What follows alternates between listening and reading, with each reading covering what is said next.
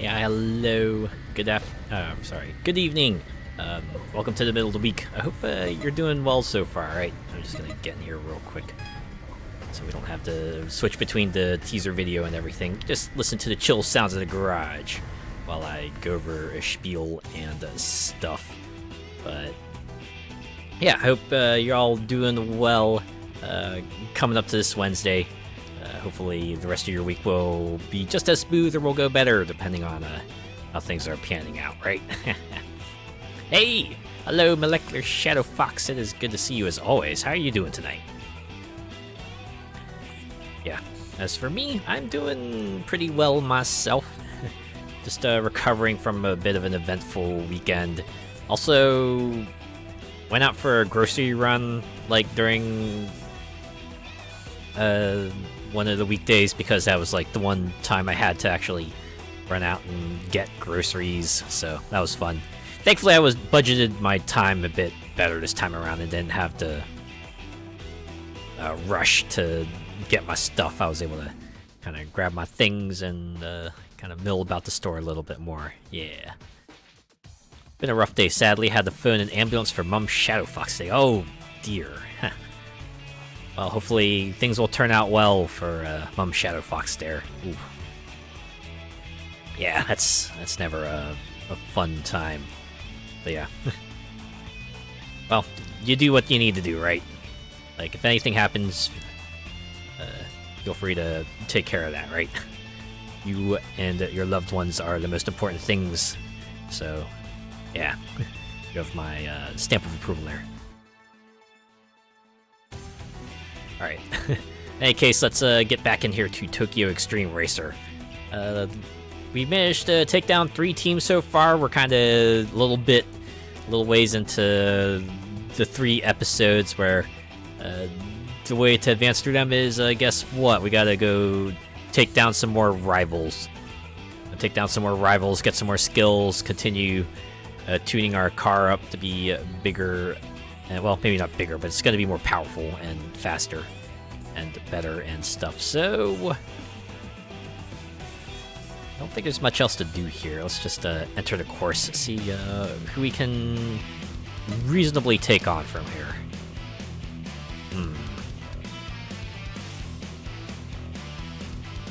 I think I need to go in the opposite direction.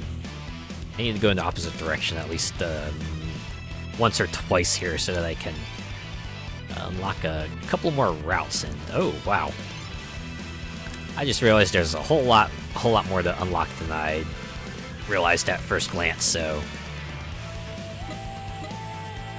yeah, I guess this will be more of an unlocking run than anything. We could start here, right? Maybe if we drive long enough, we can catch up to this rival and get at him, right? If you see that van again, run him off the road. Wait, how? There's like barriers and stuff. Oh man, we're gonna have to do some like action movie stuff if we want to take him down spectacularly. Too bad this ain't Burnout, otherwise I could just knock him around like a tin can, right? Alright, well, time for a night cruise on the Shuto Expressway. Like we've been doing the past few nights, right? Just getting back out there and driving.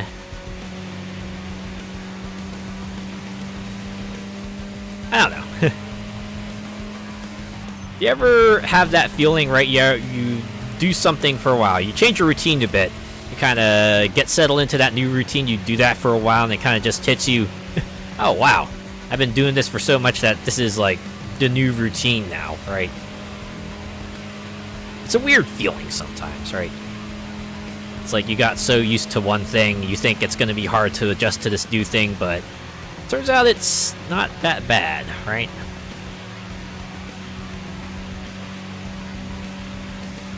I don't know. I guess it's always like the fear of the unknown, I suppose. For some of us, like, the familiar is just that safe spot, right? It's the spot where you know, like, everything works. Everything does what you expect it to. You've managed to adjust things to a comfortable point, and really don't feel like kind of, you know, moving out of that comfort zone for one reason or another. You know, can be nice sometimes. Sometimes it's, yeah, I get that feel. Oh right, I forgot. I could challenge some racers along the way and make a little cashola. I should probably do that.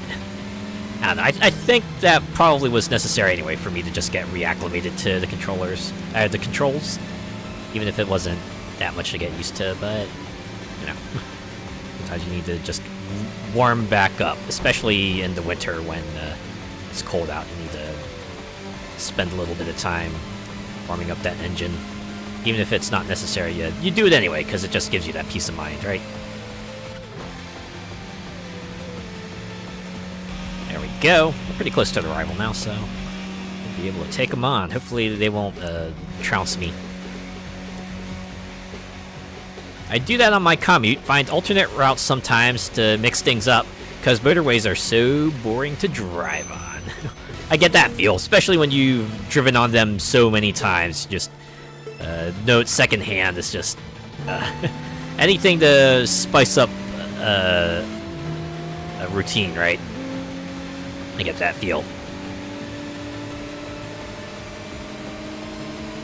Especially happened to me when I was in that period when I was like walking to work. I definitely had like the one route that I would take that would get me to work the fastest, but occasionally if I had extra time or just felt like milling about, I would maybe pick a different direction and just go down that way and see what things were like there.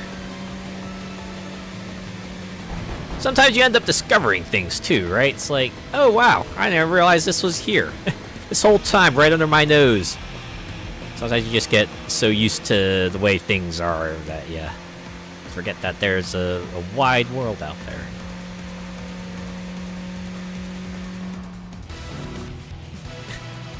Hi! Hello, Nikki6. Welcome. Thanks for checking me out. How are you doing?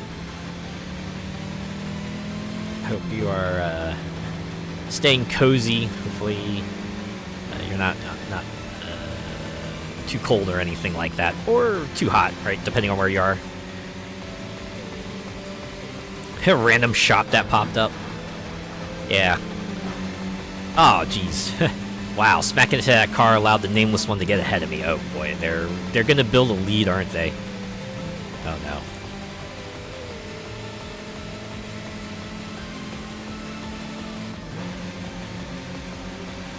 There's definitely some mechanics and stuff that they probably haven't introduced yet that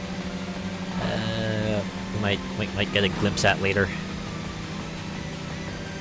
Okay, there we go. Stay ahead of them, we should be able to trounce them.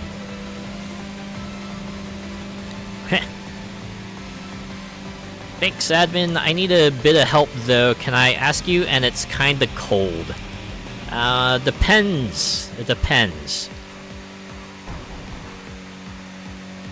Alright, I may or may not be able to help you out, depending on what happens next. And yeah, hopefully you are kind of surviving the cold.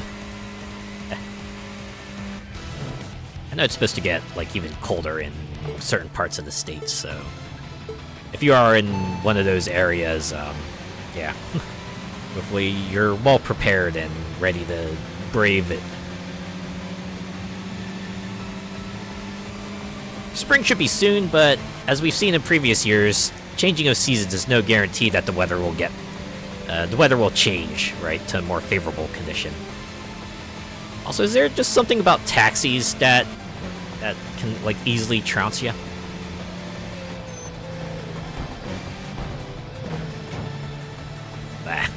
Probably could have taken them if I'd taken that turn better.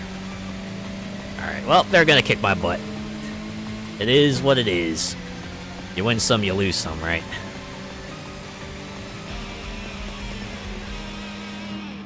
On the bright side, I am getting a bunch of ramps, so that's a plus. Alright, there's another rival coming up. We should be able to take them on. I know you probably can't. Oh, wait. Okay, they're ahead. Sorry about that. I know you probably can't, but I like asking as many people as possible, and it's not too cold right now. Well, what do you want to ask? Love hunter, huh? Hopefully the love you're hunting for isn't the love of racing. Or hopefully what you're hunting for doesn't require you to win every race. Because, yeah, that's gonna be rough if that's the case.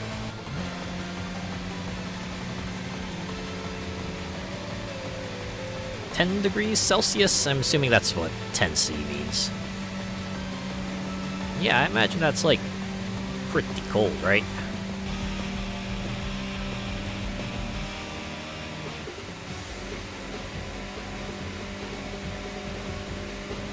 Okay, some more challenges.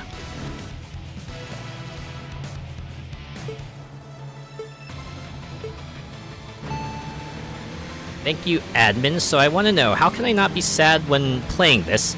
This game makes me sad because it's shoving in my face all the dope I'm missing out on in real life. You feel me? Ah, you mean it's like, see, makes you realize that your life doesn't feel quite as thrilling as this.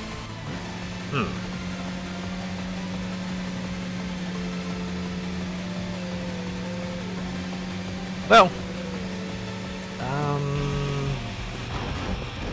I'm gonna challenge you, truck. There we go.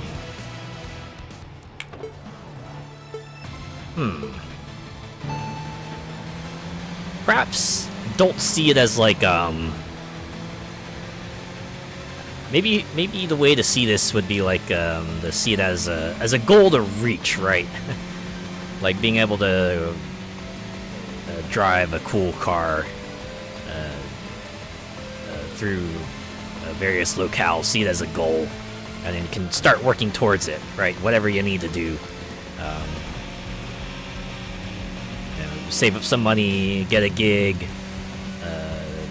do a budget, whatever you need to do, and just put a little bit more money towards that, little by little, and then over time, just take a look at it and remind yourself of what you're working towards, and hopefully one day you'll be able to get to do something like this, right? Whatever it may be, right? Get a car to restore it and to have a lot of fun driving down the road and what have you.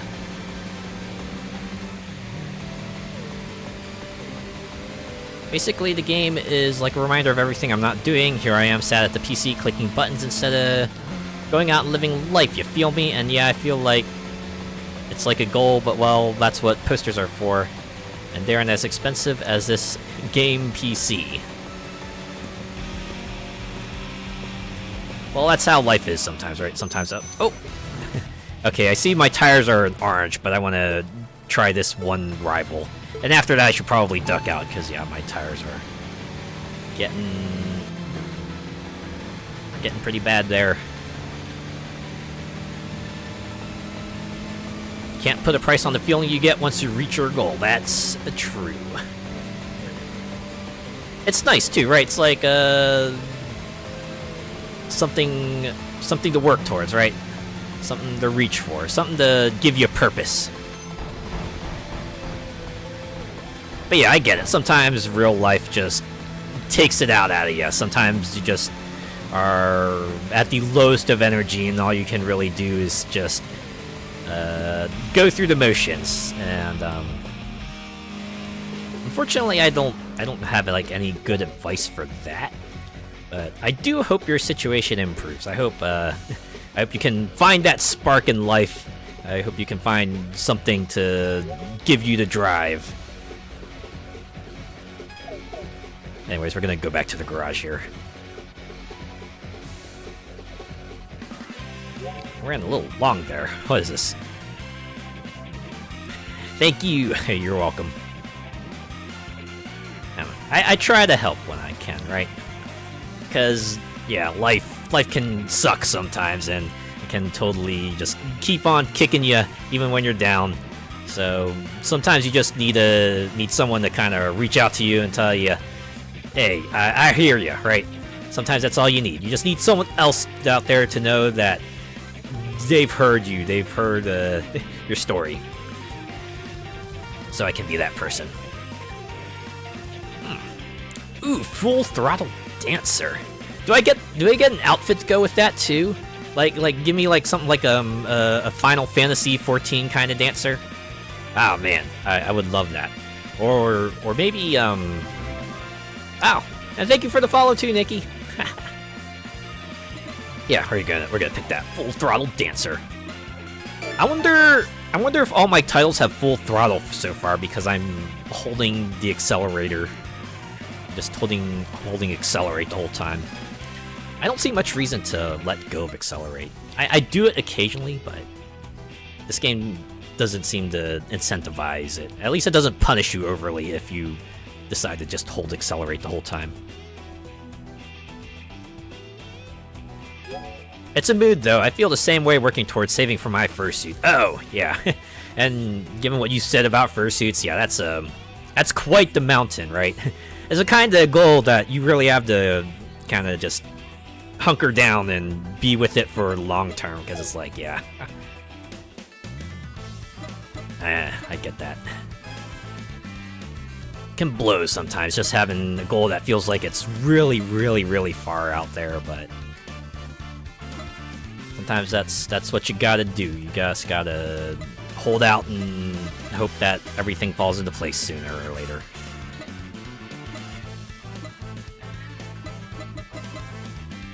Alright. That's the 4 BP I have. I think I'll just unlock more parts upgrades. Get a clutch. Okay. Just throw that on here. Pretty sure that was like most of my earnings for that night. But hey, I got my cap on the wallet, so this probably works out. Ooh. Now see a little bit more backstory behind the folks we've felled here. Oh, new team Phase X. Dangering Red. Huh. A super famous DJ around Shibuya with techniques honed in New York. Damn, this guy's been around. He holds a bitter experience of losing in a street race upon going to the US. He miraculously encountered that Japanese racer at a Shuto Expressway parking area and challenged him for a rematch, but was refused with a machine loaded with such audio equipment is no match. Indeed, these devices sacrifice driving performance, but they are a part of his soul and cannot be removed. He's looking for an opportunity to defeat the racer with this machine. Man! But nah, I get that feel. Especially if you're a DJ and your specialty is music, so can't take all that music stuff out. That's like a part of what you are. Takeshi Suzaki. Yes, you would be a DJ. Aw, man, that livery looks kinda neat, though. Orange and purple reminds me a lot of, like, the early era Need for Speed liveries. Right? You take, like, those two colors on, like, the opposite ends of the color wheel and just throw them together. This one looks pretty neat, though. Although I feel like if they reversed it, right, they made the car purple and had the orange streak, it would be a very Halloween-looking car. Pretty nice, though. Pretty nice. Next is Infinity. And these are the other rivals. Love Hunter. A vocalist who was scouted by a record company at a live house and made a professional debut. During battles, he blasts his self-made demo songs and drives in high spirits. His driving style focuses on grip, rhythmically passing other cars with side steps. The Yokohama circular route with its series of high-speed corners is his best match stage. He is friends with members of Rhythm Box and secretly envies their sound-focused machines. Ah, okay. One of those fellas who just cranks the volume up to maximum and just blasts that. Probably with open windows, too. Although it probably sounds different when you're on the highway. Well, I imagine he doesn't spend all his time on the highway, right? He probably drives on the streets too, where it's probably much more obnoxious. Takeshi Kusanagi, and you're a vocalist. In other words, he went to PMR for the audio stuff. Hey, we all have our interests, right? Just, got money, may as well spend it, you know? That's me every summer, windows down, music blasting. Red Moonlight. He played basketball throughout middle and high school, but was expelled from the team for violating school rules. Venting his frustrations on the Shuto Expressway, he emerged as a prominent street racer. He has a strong attachment to his new team, and whenever one of his friends gets involved with a vicious street racer, he always takes revenge. His previous used car reached its limit, so he switched to a GCZ32. His powerful driving, bending the heavy machine boldly, remains intact. Your skill never quite leaves, even if you have to switch cars, I imagine. Tatsumi Todo. And, a sporting goods store employee. Violating school rules, huh? Given that he takes revenge, I wonder if this was a case of sabotage and he decided to try to avenge the teammates who were affected, and that's why he got booted. He's disturbing the peace! Okay. That is everyone. That is everyone, right? Yeah. Yeah, it is. So, back to the garage it is. Back to the right I go. Let's return to the expressway. Where will we start for day 20?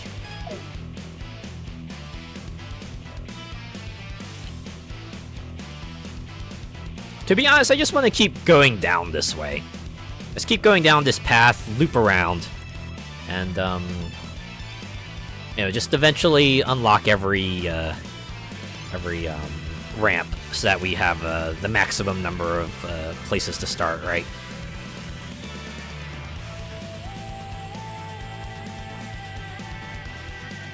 So I'm guessing the entirety of day 20 is just gonna be me taking this long route around. Well then, let's get started, shall we? It's over here, right? Yeah, because the next ramp, I believe, is over there. Yep, and it's locked, so out we go!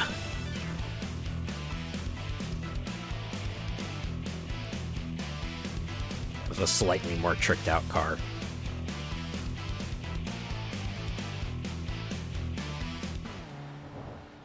Honestly, this is like a similar strategy I employ for like strategy games, right?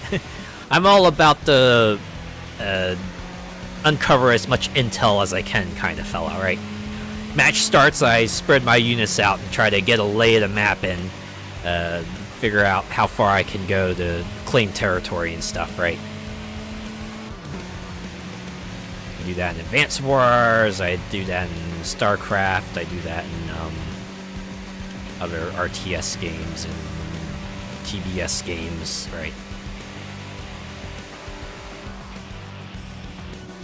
Are you the rival? Yes, you are. The kind-hearted assassin? Hold up. I'm assuming kind-hearted means that the people you're taking assignments from are on the up and up, right? It's not like you're assassinating people a nice way. Because I'm not quite sure how you would do that.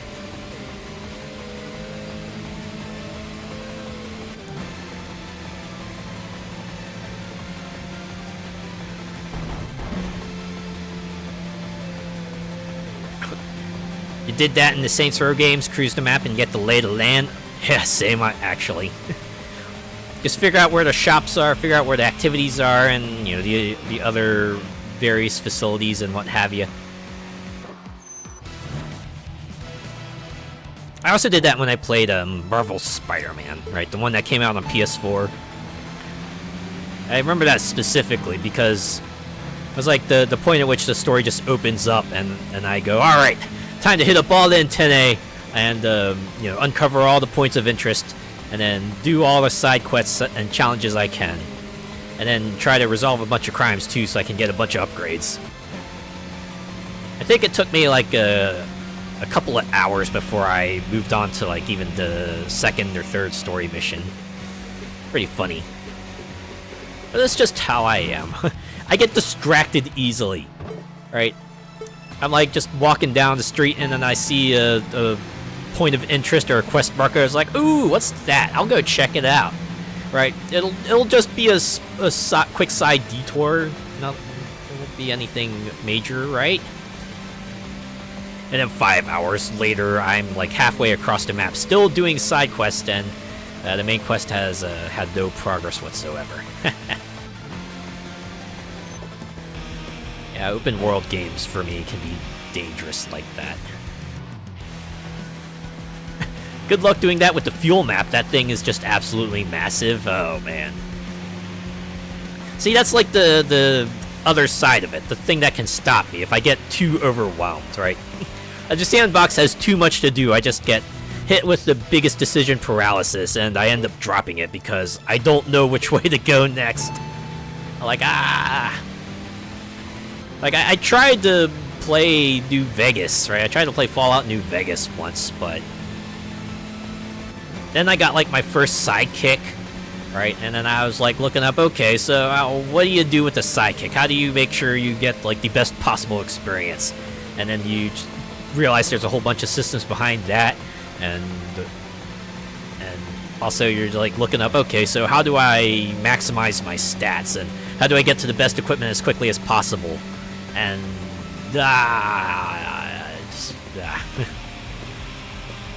I probably shouldn't be doing some of that, but on the other hand, I usually don't play games more than once. That's kind of the thing, right?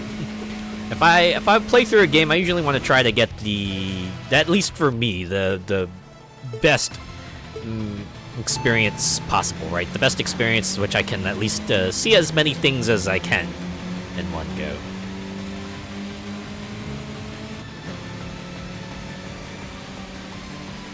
According to Google, Fuel's maps is 5,560 square miles. Sheesh. Nah, but the real question is, how long does it take for you to drive from one end to the other? Because don't get me wrong, 5,500 square miles is a lot, but you can get across that map in like 20 minutes. I mean, it's still large, but no, it's not. that might not be too daunting. On the other hand, if that's the type of map that it takes you like an hour to get from one end to the other, I'm like, ooh, okay. Yeah, that's huge then, right? A very long time. Rooster Teeth did it once and it was hours. They took a pizza break halfway through. Okay. Alright, so yeah, that's large then. That's like desert bus levels of large. Damn. Probably more enjoyable than desert bus though, because your vehicle probably doesn't just ever so slightly veer to the left, and you don't get towed all the way back to the start if you end up going off-road at all. Because there's probably no off-road in Fuel. Ha ha ha ha. Apparently it's the same size as Connecticut. Ah. Yeah, I can picture that in my head now.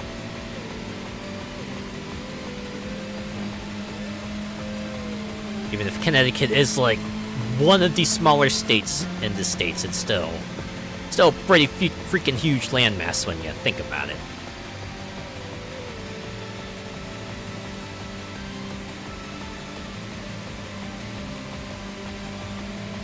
Spike Moon. I just realized the rival I'm racing right now is Spike Moon.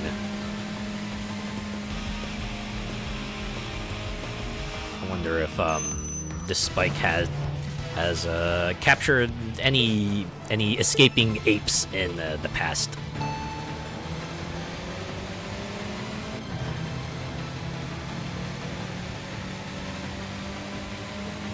Ape Escape. You know, I missed that series. I think Ape Escape has been on my mind recently because was the Metal Gear Solid Delta trailer revealed that the Ape Escape minigame was also coming back. It's pretty wild when you think about it, considering Ape Escape is like a different property entirely. It's like, wow. They went through the song and dance to make sure that they were able to bring that feature back, of all things. An absolutely absurd side mode that was a crossover. But you know what? The effort is appreciated. I can appreciate having an Ape Escape mode in Metal Gear Solid Delta. Probably be the first time that people will get to see the Ape Escape monkeys in super duper HD, right? Man.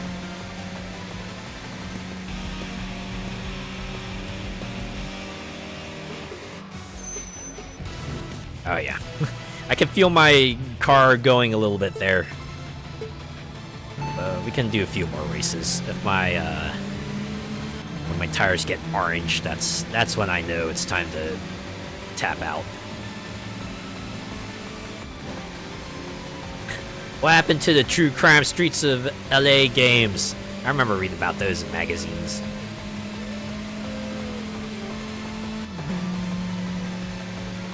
Fortunately, I think the space for like sort of like your crime drama type games is probably a lot more limited than you would hope. And with Grand Theft Auto kind of taking up a lot of that space, probably gonna have to do something real unique in order to stand out. Yeah, give me true crime or driver or heck, like another noir game, right? Like LA Noir or something. That'd be cool. Okay, I know my tires are almost critical, but I see like that really big blue arrow up there, and I'm just going, okay, I need to take this fella on, right? Are you a boss? Must be. I didn't even realize I unlocked a boss, but here we are. Trance Drive, There's gonna be a real chill ride, right? Right? Level 7. Will I be able to take him on?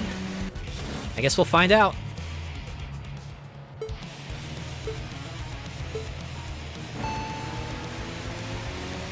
Oh boy, we are on a fairly straight road though, so hopefully this car doesn't have raw power. Although they are pulling away, so it's not looking good. It's not looking good.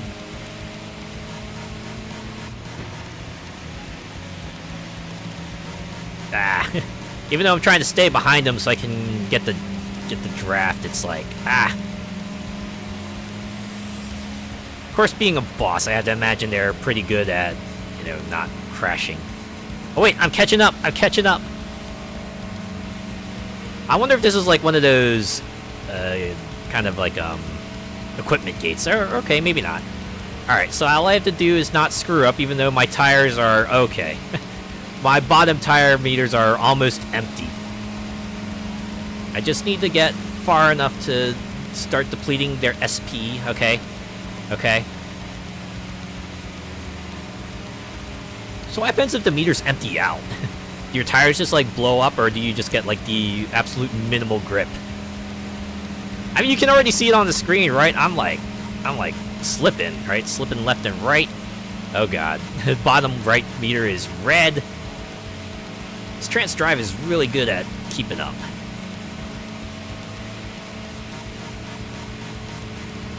I'm about to get into SP loss range here. There we go. So begins the countdown. Oh my god. Yeah, once I finish this, it's right back to the garage, right? There's no way I'll be able to survive another encounter. Oh my god, I freaking did it. Holy moly. I can't believe it. Dude. I had to admit, I was like a little worried there, right? I was worried my hubris would kind of catch up to me. But wouldn't have been a big deal. I would have just like lost the boss battle. I would have had to challenge him again later, but hey, got it out of the way at least. One game I did enjoy was Wu-Tang Taste the Pain. Really fun fighter. Was that an Xbox title? I remember their Xbox title, like sort of being like a Power Stone-esque fighter, but it was very like old Asian film themed. Maybe I was thinking of something else. Ah, PS1. Okay. And I was thinking of something else. Sorry, I want to read up on the summary real quick. See what I got here. Oh, wow! There's a long run bonus. Huh. So if you stay out on the streets long enough, they just give you 100,000 CP for your trouble. That's pretty cool, actually. We're up to 6 BP, so I can actually splurge for like 2 upgrades if I wanted to.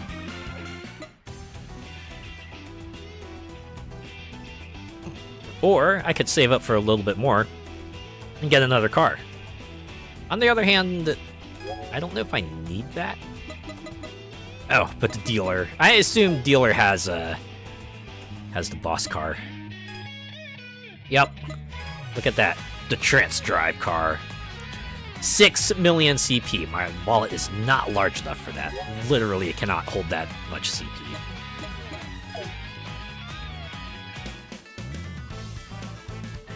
You know, what is the cap anyway?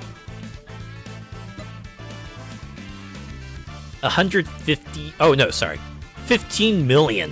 Wow.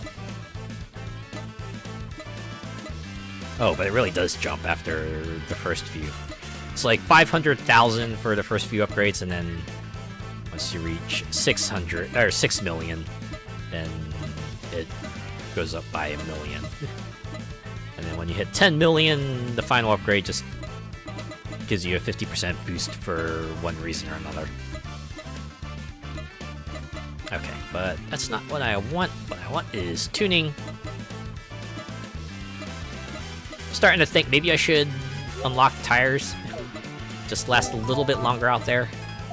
Not sure how far level 2 tires will get me, but... Also, I think I'm about to hit my CP cap as well. Because it's at like 350,000. Yeah, I'm almost at 3 million here, but... that should help offset that a little bit. Oh yeah. Oh yeah, I'll be able to survive another night. First things first, let's read up on some new bios. Spike Moon. With a slender, hunched figure and timid demeanor, he appears weak but is quite cunning. He deceives even team members, earning a terrible reputation among them, but acts meek and submissive before mad stranger to gain favor. In battles, he enjoys driving with bad character, trailing behind inferior cars to pressure them into making mistakes. His car, designed for this strategy, has high torque at mid-range speeds and excellent steering performance. Okay. Yeah, so you're a bit of a snake in the grass, huh?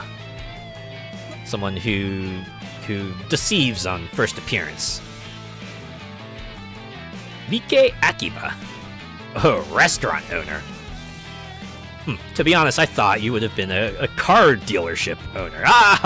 Got him. Okay. Army Joe. Fascinated by Japanese car culture and street racing, he came to Japan from America. With his experience in the military, he boasts a strong and tough physique. So I have to imagine you look like, nuts. What was the guy's name from Wolfenstein? Why can't I remember it right now? Is it, BJ Blazkowicz, I think that's what his name was? Was it JB? Pretty sure his last name was Blazkowicz, though. His positive attitude and lack of concern for small details makes him the mood maker, connecting team members who otherwise lack teamwork. He prefers fair and square competitions, directly challenging opponents based on their driving skills. His car is tuned for balance. You play fair? Quite the contrast to Spike Moon. That's for sure. I'm assuming they don't get along. Joe Mackin. Kind of funny though, even though he comes from the USA, his first name could totally could totally fit into Japan, you know? Ah, and you're a gym trainer. You know, that also makes sense, considering your bio. Okay. A new member of Infinity. Kind-hearted assassin. Scouted by the leader for his refined technique. During a time when he needed money for his sister, who has a weak heart, he secretly engaged in forbidden bet races. Now that his sister's surgery is successfully completed, he has turned over a new leaf. With newfound mental peace, he makes fewer mistakes during battles. He fully demonstrates his skill in taking efficient lines and overtaking other cars. His hobby is driving with his sister on weekends. Holy crap! Kind-hearted assassin. This is a guy who's already had his series happen, right? This is a guy who has gone through like a different anime manga series and reached the end of it, right? The series is over, and this is kind of like the post version of this character, who has managed to resolve all their issues and is now just another person out there in the world to challenge, right? I have to admit, that's like one of my favorite things in video games, where like the protagonists or like playable characters from previous games will show up in future ones and get to be like really cool, or just even like cameo in one way or another. It's nice, right? It almost feels like you kind of get to see a continuation of where they're at, right? It's like seeing them after their big arc, right? They're still out there, they're still living the best life after they managed to go through the greatest trial of their lives, you know? It's a nice feeling. On the flip side, it is kind of cool too when when one of the old playable characters turns out to be like a bad guy or something, right? They're like the new antagonist, and now the new heroes have to take them down and figure out what's really going on, right?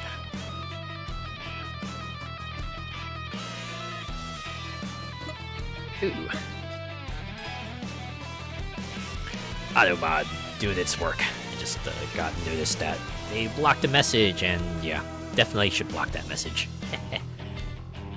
Kota Kisaragi, a tuning shop employee. Ah, alright. Continue living your best life, kind-hearted assassin. And now for Trance Drive. A fragile woman, usually gentle and sometimes tearful. However, she transforms behind the wheel, showing fearless driving.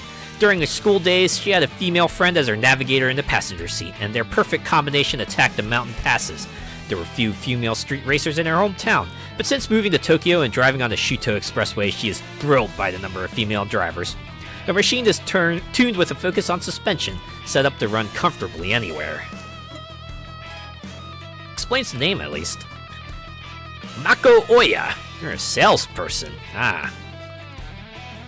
Makes me wonder, though, what happened to the friend? Did they just part ways? Hopefully that's what happened, right? Hopefully Trance Drive isn't in, like, her own arc where she's trying to save her friend or something like that. Rather like Cyrus Temple between Saints Row 3 and 4.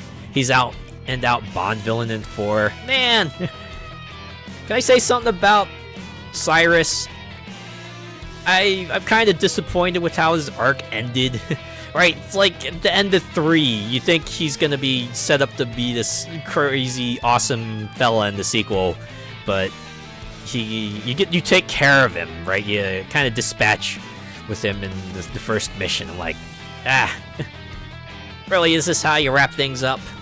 Granted, I get it, right? With the way the plot goes in 4, they kind of had to write him out quickly, but boy.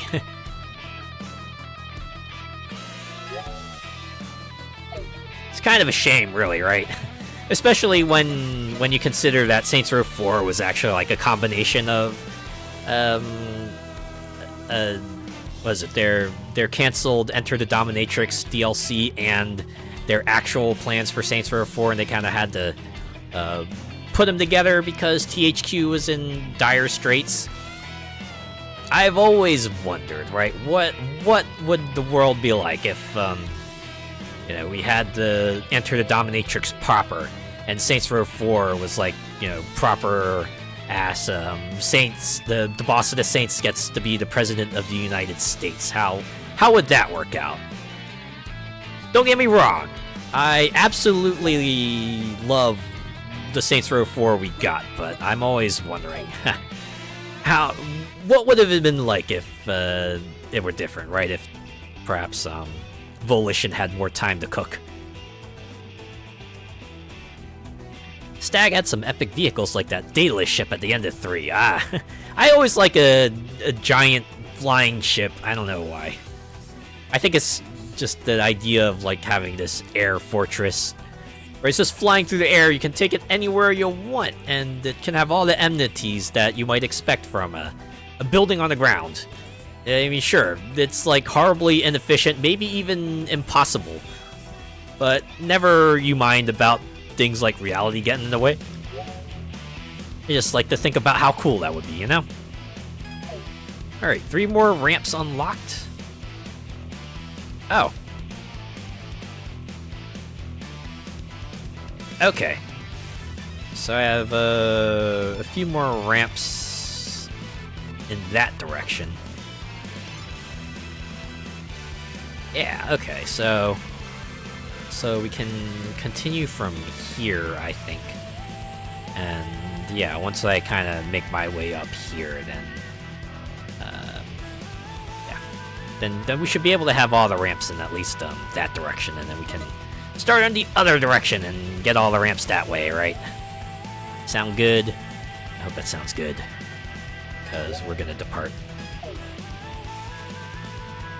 Even their Thermopylae battleship looked cool. Yeah, he has some cool vehicles. I think there's like a rival right nearby too, so we'll be able to challenge him. Get over here.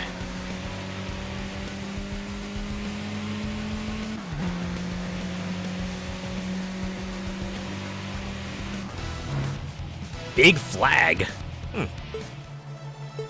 I'm guessing they don't have an actual big flag because that would be impractical and maybe even dangerous.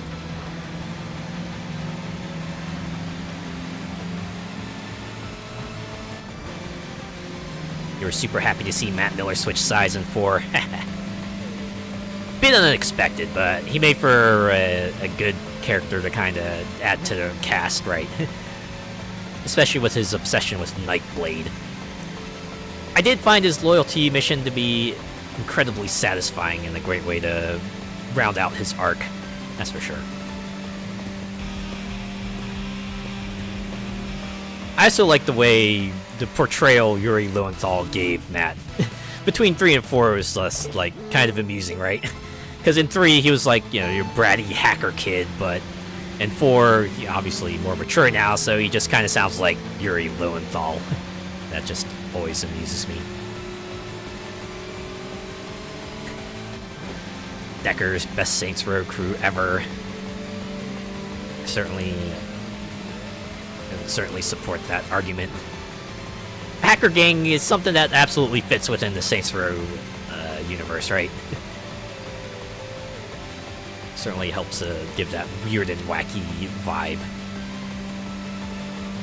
They also say I might like their specialist the best. I remember back in the days, like, oh yeah, their outfit is pretty cool, right? That's like the kind of cyberpunk-esque outfit I would totally style with, right? And then when one of the DLCs said, yeah, we're totally gonna give you a Decker specialist outfit, and I went to put it on, I was like, wait, no, this is not the Decker specialist outfit. This is something that just resembles it, and I was incredibly disappointed and never actually used it.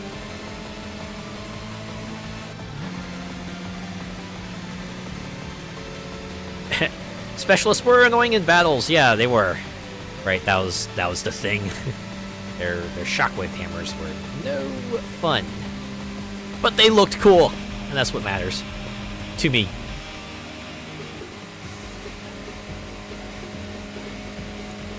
And like most anything else, I eventually just overwhelmed them with superior firepower, so...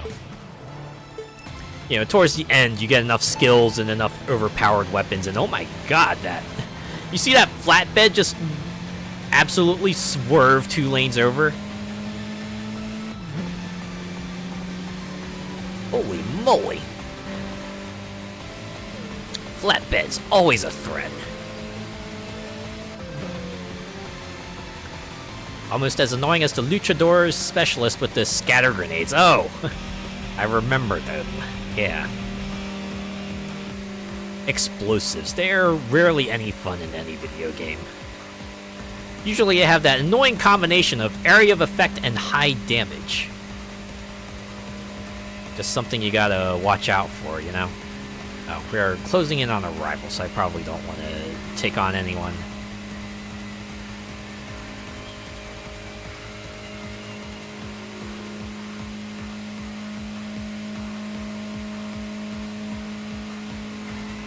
Come on, give me there. There we go. I do like it when the marker pops up, lets you know, oh yeah, I'm close. Oh, jeez. Oh, wow. Hey! This is gonna be awkward, but I kind of wanted to challenge you. Oops. Rampaging Barrel? Hey, are you a fan of Donkey Kong by any chance?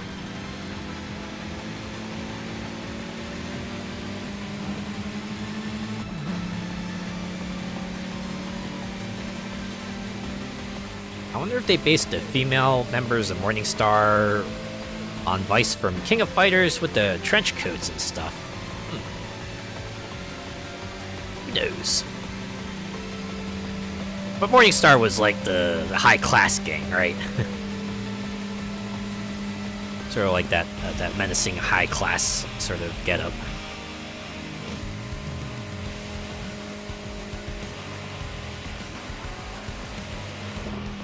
Okay, we're pretty close to another rival, so let's get up to them. Oh, wow. I can just enter a parking area, but I have a rival to challenge. Oh! I wonder if that's just a thing I can do now. I can just go into a parking area. Or is that a thing I'm always able to do? I just haven't been able to do it because I've been in these rival battles all the time. Hey, get back here, you son of a...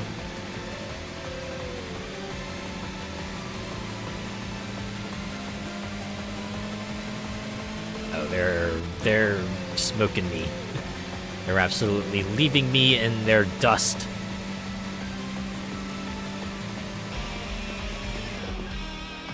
I do like the brake lights up here. It's like, hey!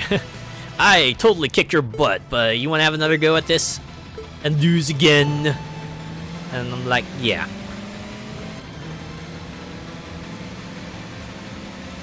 Caught me off guard the first time, but I won't be caught off guard again.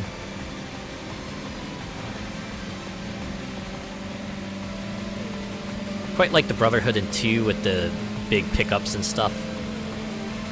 Yeah, I kind of remember that. I did like their vehicles.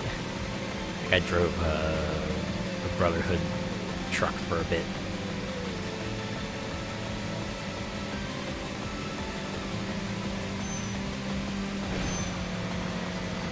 Hey, why you stop?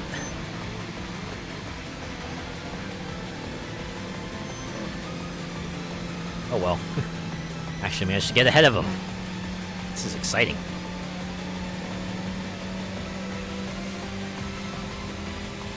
Huh.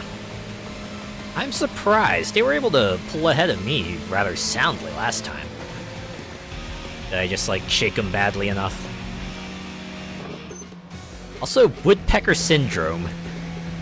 That does not sound like the most pleasant of names. Oop.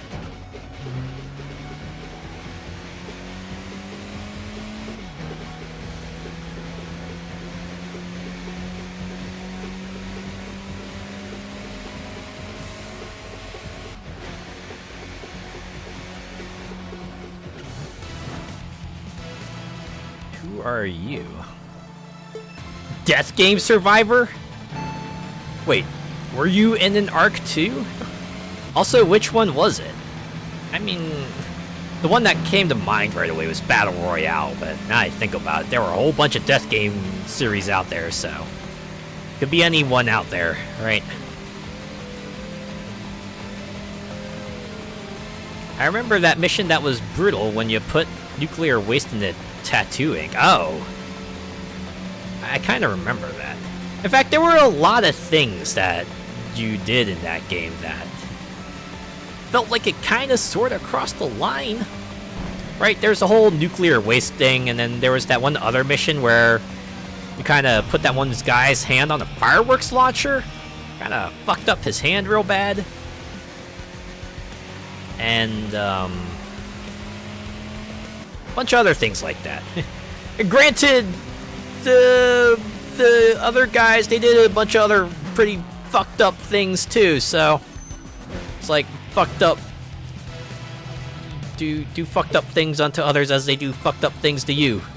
But still, I do remember that being kind of a complaint that it got like really, really dark. To the point where like even during the bonus mission, right? It's like right, the mission that kind of appears on the map after you beat the game. You meet up with right, the Keith David, and he's like, "Holy shit, man! I blew up that boat because you were starting to get really fucked up." And your player character's just like, "Damn right, I'm fucked up." And he goes and just fucks up Julius, and I'm like, yeah. It's a pretty wild one. I wonder if they realized that themselves, and that's like partially why, like following that, right? The Saints Row 3 and beyond kind of lead more towards the crazy side of the series, and yeah. You know what the funny part is? I know some people out there who actually like the direction Saints Row 2 took. They actually like that sort of really, really dark storytelling, and you know what?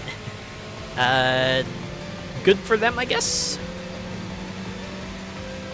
I don't know.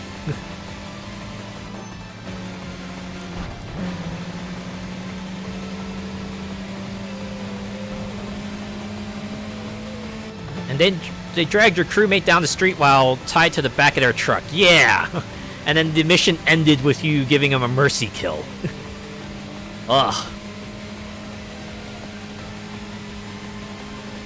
2 is very grounded in reality with the gang culture and stuff. I imagine as much, right?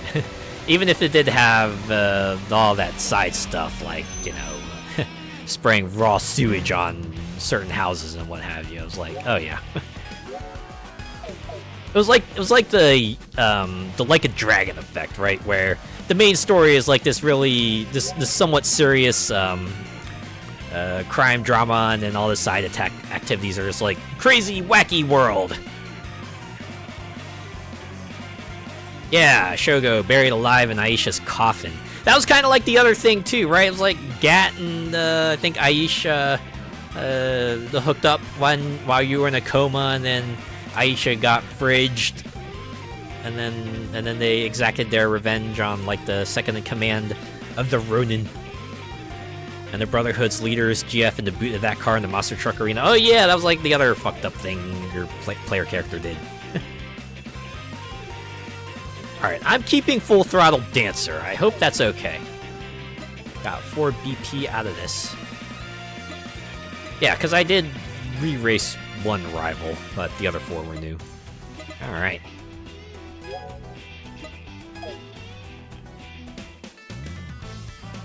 So unless something's changed... Yep, I got 2 more tuning upgrades I can pick up here, so... let's get... brakes.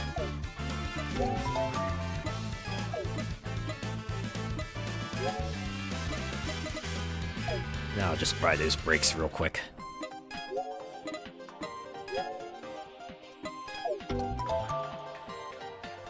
I wonder if I should perhaps invest in just like another wallet cap increase. How much is that? 1 BP? Yeah, I'm kind of taking out rivals, alright. I think I can... Yeah, we'll just do that. 4 million beep, or 4 million cap, so we're good there. We're good there.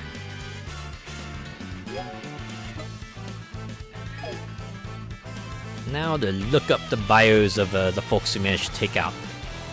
Oh. Oh my god. I thought that said flesh market for a moment there, but no, it's fresh market. It's because these people probably have a daytime job at the fish market. Also explains the name. Big Flag, a disciple of a retired former member. With a friendly personality, he's adored like a son by his much older mentor. He obtained his license at 18 and debuted on the Shuto Expressway with his long-desired sports car. His car, tuned for rigidity and weight like his mentor's, is difficult for a young beginner to handle, but he compensates with passion. He practices daily on the Shuto Expressway and is expected to grow both in his main job and as a street racer. Ah. Living that double life, are ya? Tetsuya Domoto.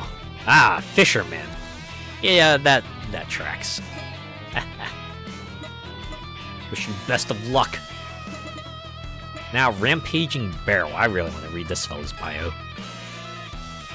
A bartender at the Leader, Mad Stranger's Casino Bar, and a recent addition to the team. His bold driving style, stemming from his fearless personality, has impressed Mad Stranger. However, Pride Killer, who is plotting to take over the team, sees him as an enemy. His car is tuned for speed, and his reckless driving is quickly gaining attention. Ah, okay, so I see. This Red Pollution team is kind of like a street racing drama, right? They got their own story. Over here, Pride Killer is looking to usurp leadership of the team. How will this end? Who knows? Wait, Oscar Barrel? Guess it explains why your handle is Rampaging Barrel. And yes, you are a bartender.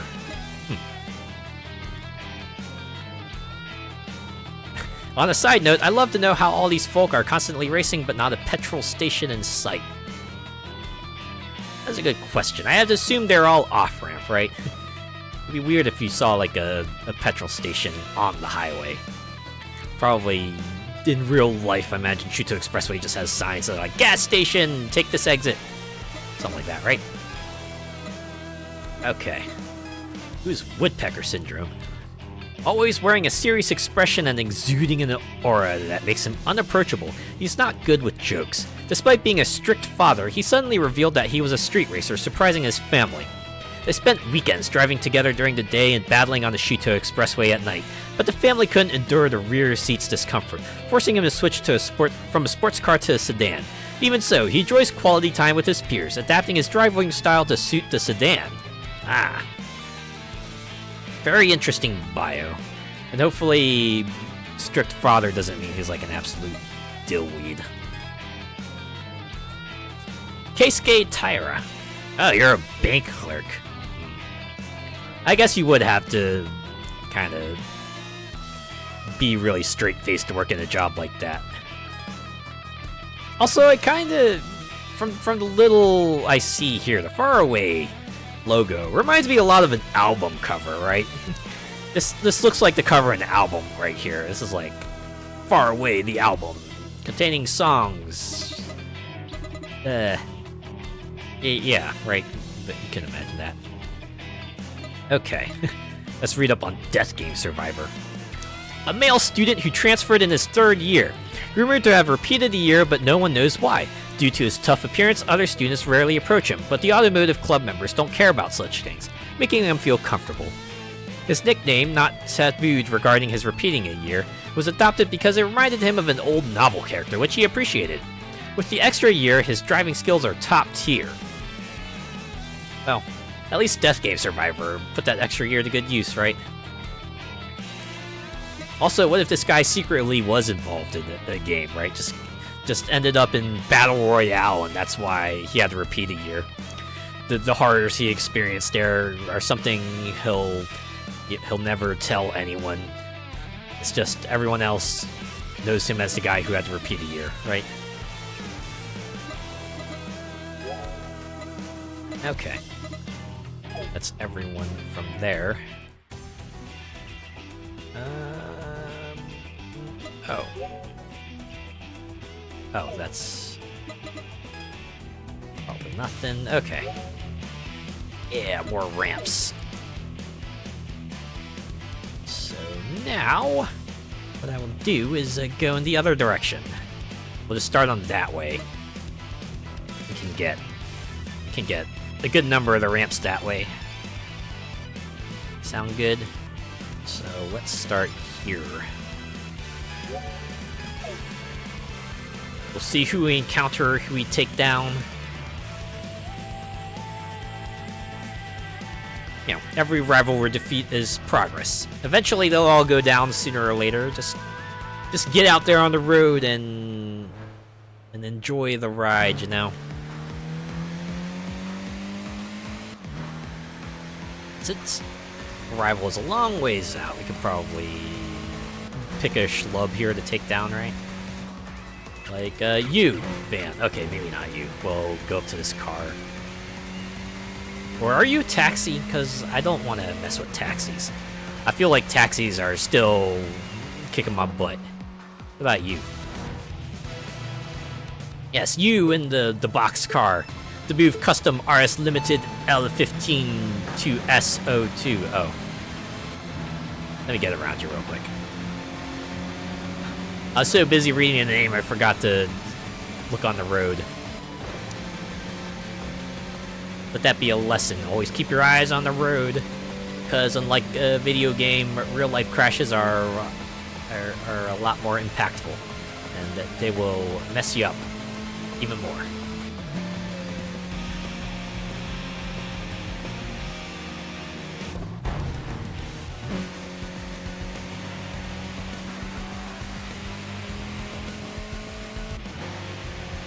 Ah, nuts.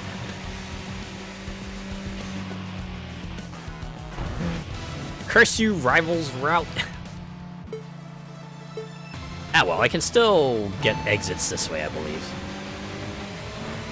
No big deal.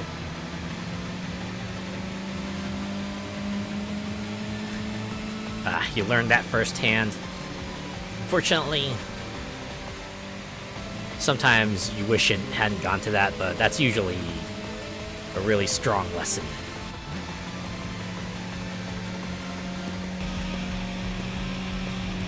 Yeah, I've been in an accident myself, and yeah, definitely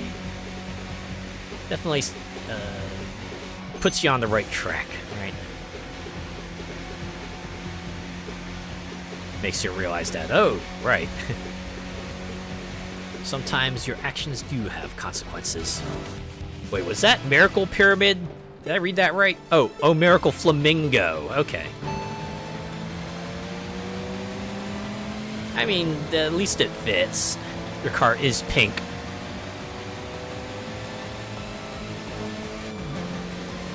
Yeah, it's one of those, like, you just passed your test, you think you know it all. Right? You feel like, oh, yeah, you got this, right? Everything's down pat. And then, yeah, life just kind of kicks you, right? It just kicks you in the teeth. It's like, ah, not quite.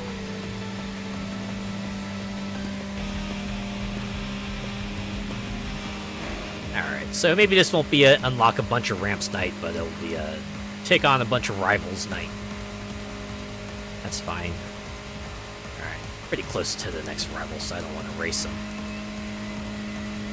Oh wait, but there's a double arrow the other direction. Maybe I'll take on that fella.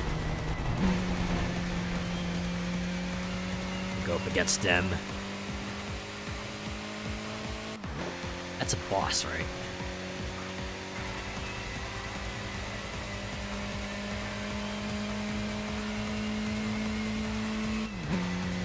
Alright, give me the cutscene. Who are you? Wow. No special decorations of the car, you're just driving a freaking Mazda? White Leopard of Yokohama! Oh snap, you're not a boss, you're a wanderer. Level 12. Great. Are like one of those bonus enemies, the ones that are just like really high level.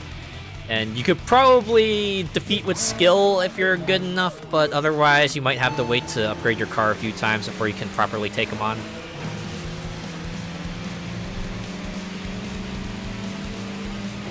logo's kind of neat too. Is that like supposed to be a pig? It says leopard, but their icon looks like a pig. Had the same thought, huh? Man, yeah. Okay. Yeah, I think I don't think I have what it takes to quite take this spell out just yet. But yeah, we can give it one more go.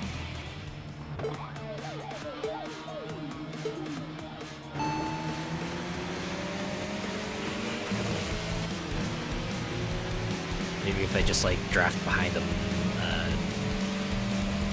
can at least eventually catch up. No. I'm almost certain my car is not geared out for this just yet. On the bright side, White Leopard of Yokohama is now marked on the map, so if I do want to challenge him one night, I can just zero in on him, right?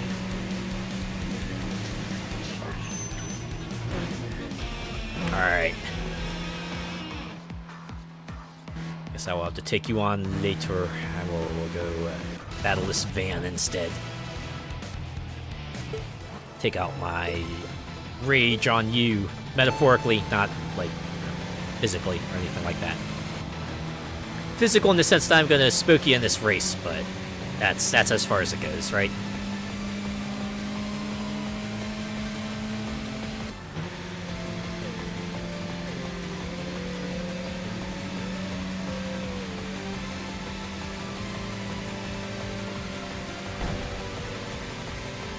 Okay. So I'm guessing the triangle with like the hollowed out middle means that they're a wanderer. The nested triangle means they're a boss, and if it's just a triangle, then they're just a rival, right? Bog standard rival.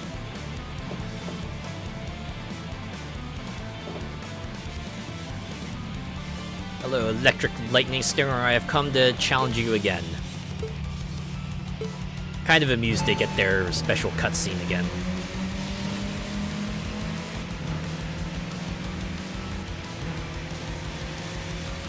Oh, why are you pulling ahead? Hey, get back here, son of a... Hello again, Pikachu.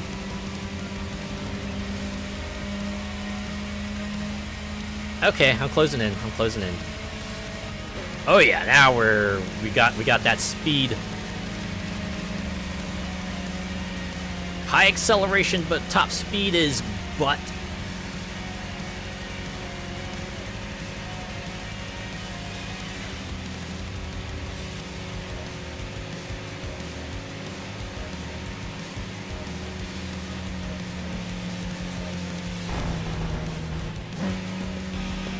Oh yeah, that was decisive.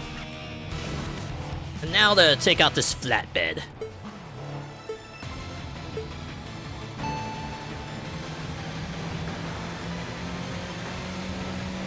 Your points are mine.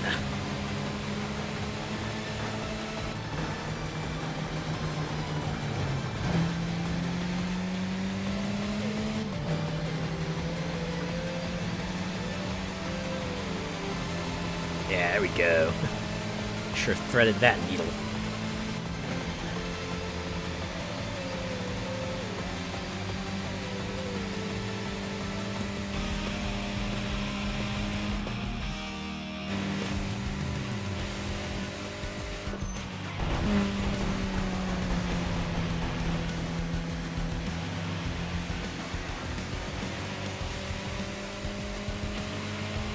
Oh. With Pecker syndrome, well, they went on another path. That's fine. There's another rival coming up. You challenge him again. Secret Guardian.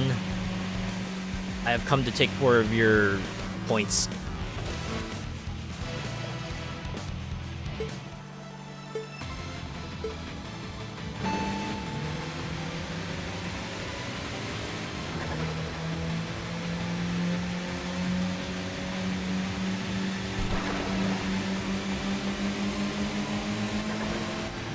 Know your place.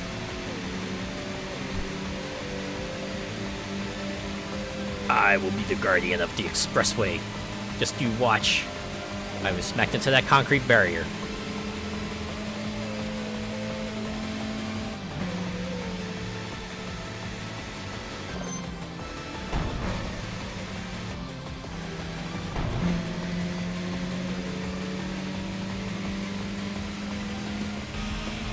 Get wrecked, get wrecked. Okay, no rivals for a while, so let's challenge some randos, shall we?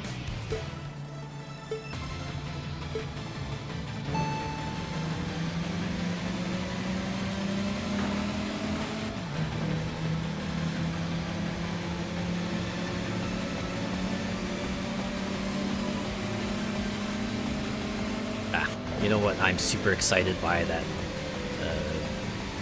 got announced today? Monster Train 2! Oh man.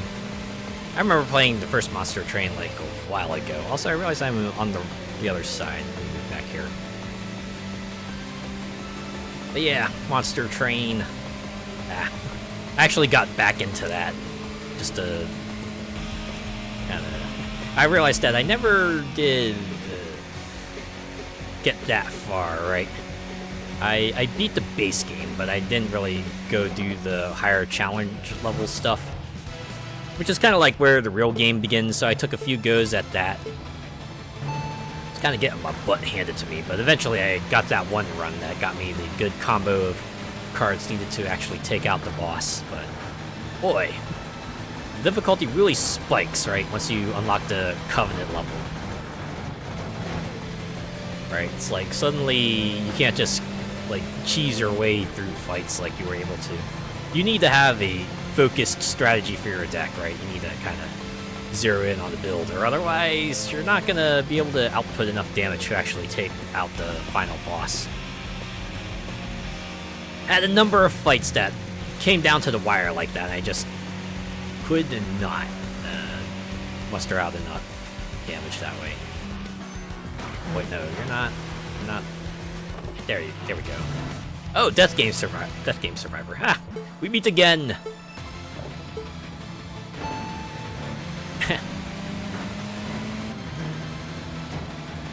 Yo, WSG gang. Hello, Baked Bean 76. How are you doing tonight?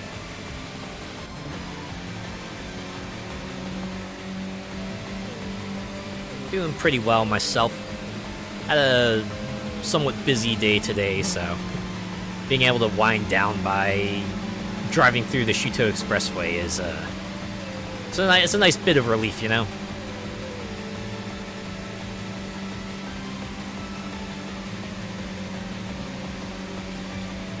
You doing air, man? Ah, it's good to hear. Good to hear.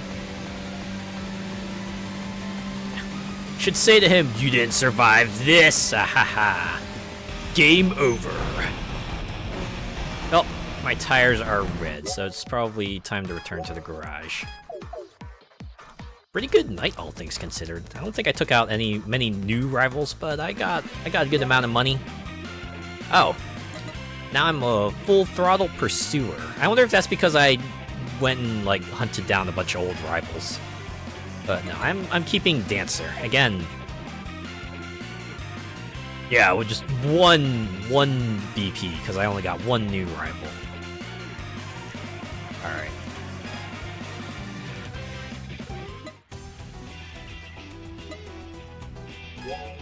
I guess this will be a quick garage trip, all things considered. Oh. Yeah, all we have is their name. Roadnauts. Wait, we already covered your bio. Why do you still have the red dot? Miracle Flamingo, there we go. I'm gonna get over here. He is a CG designer who incorporates the essence of ukiyo-e from his previous job into his work, earning high praise from overseas. However, he feels somewhat conflicted seeing young ukiyo-e artists emerging and revitalizing the industry. The JZA-80 he switched to a few years ago has initially struggled with corner exits, but repeated gear ratio adjustments resolved this, and now his win rate in battles is quite high. Although his appearance remains ageless, He's less frequently mistaken for being in his 20s. Oh, so you've been around for a while, haven't you? Kaname Takami. Ah. Yeah, you are a CG designer. A lovely car. Alright, and that's all for the new ones, so... Let's see, I don't quite want to get any perks here. So let's just get back out there. I do have room for another 1.1 million before I'm capped, so... For a designer, his car is a bit plain. Yeah, that is true, right? Aside from it being pink, there's not too much to it that stands out. Yeah, we'll enter here. I gotta make sure to take the right road this time. So I'm probably not gonna challenge anyone until I get past that juncture.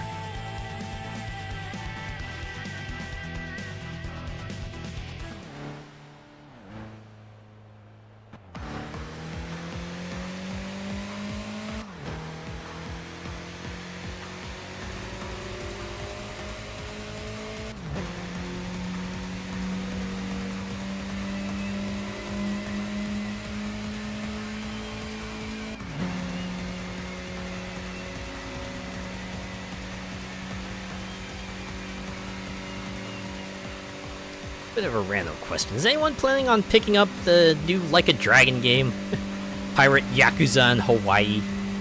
Honestly, the premise of that game just sounds so absolutely bonkers. I was gonna get it anyway, like I do with all the Like a Dragon games, but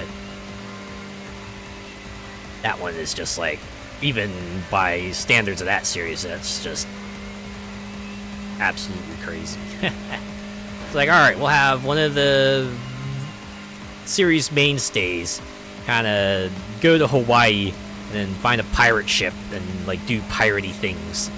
Also, you know, he's still Yakuza, so you got that. I saw someone play the demo and yeah, when they revealed like the underground casino area, I'm like, oh wow, this game's going places.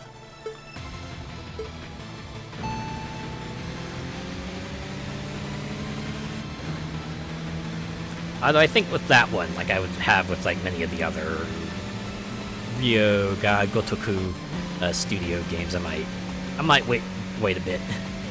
It's a lot on my plate already, and that particular series still has a lot of games I need to get through. I played Zero in its entirety. What if I took this route? Oh, just in time. Whew, okay. I think I should be safe with just challenging rivals now.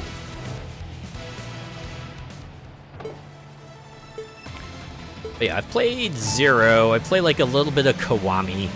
I tried to play Yakuza Like a Dragon. That was like the first RPG entry. I still need to get to the others, so...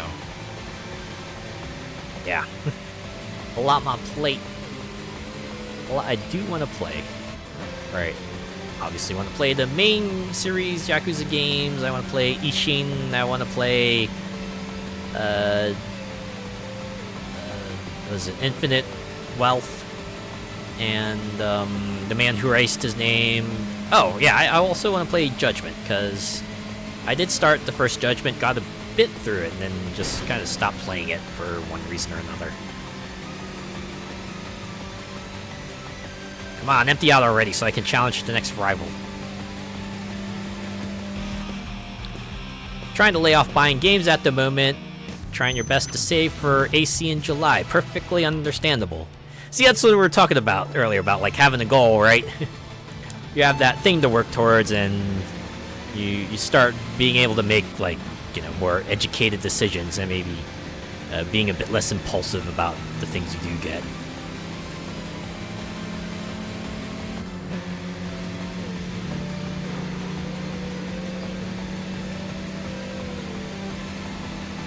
Plane ticket will be expensive, I can imagine.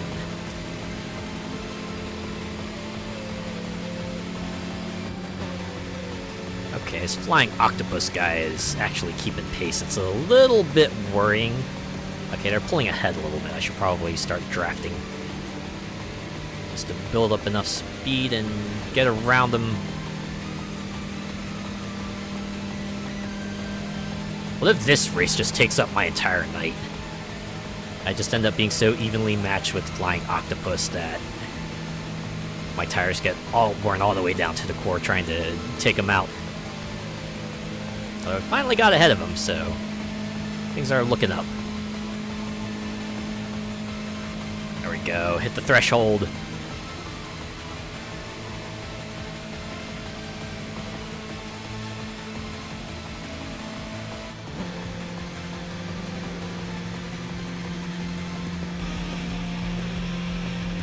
There we go. Okay. No rivals nearby, so we'll just challenge schlubs.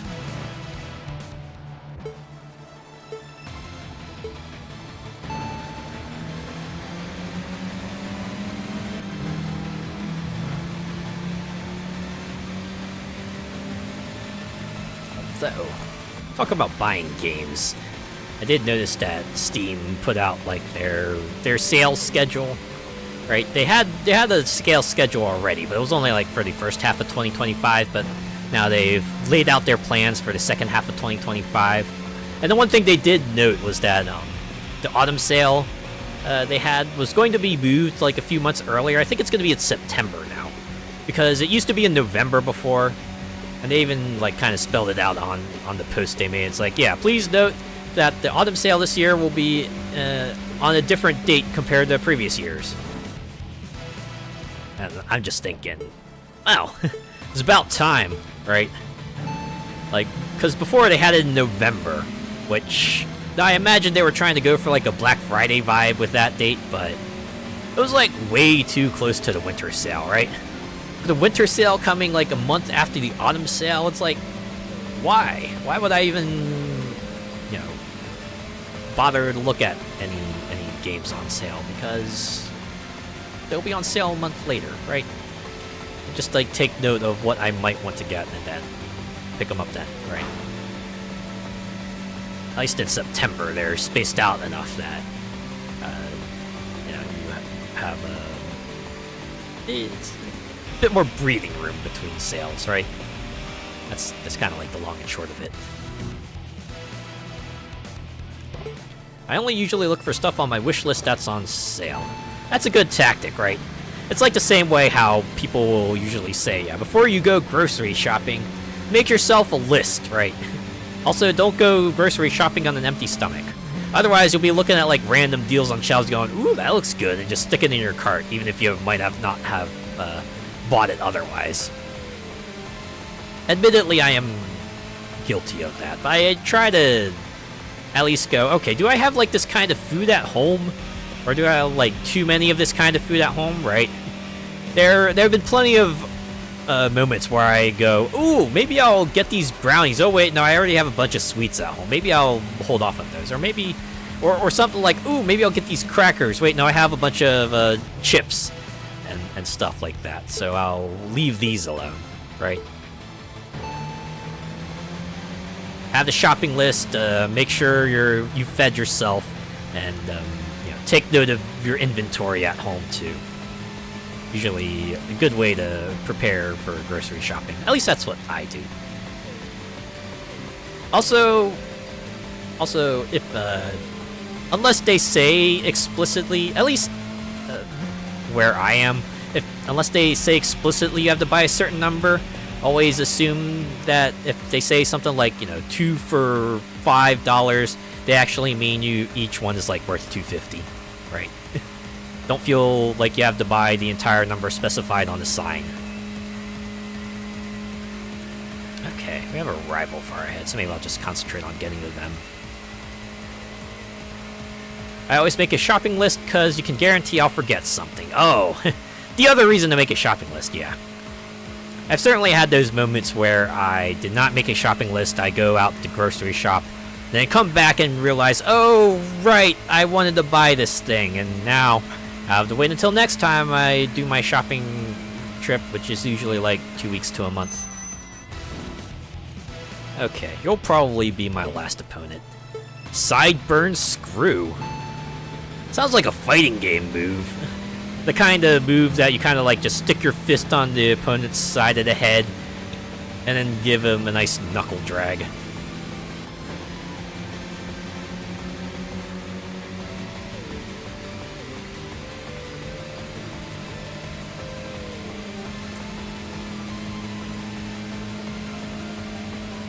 Just like uppercut the side of their face.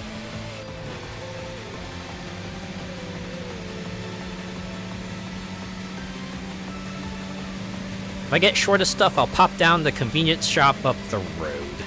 I do have like a couple of small stores near me. It's like, yeah, if I don't need to go out and get a lot of things, I'll just hop by there.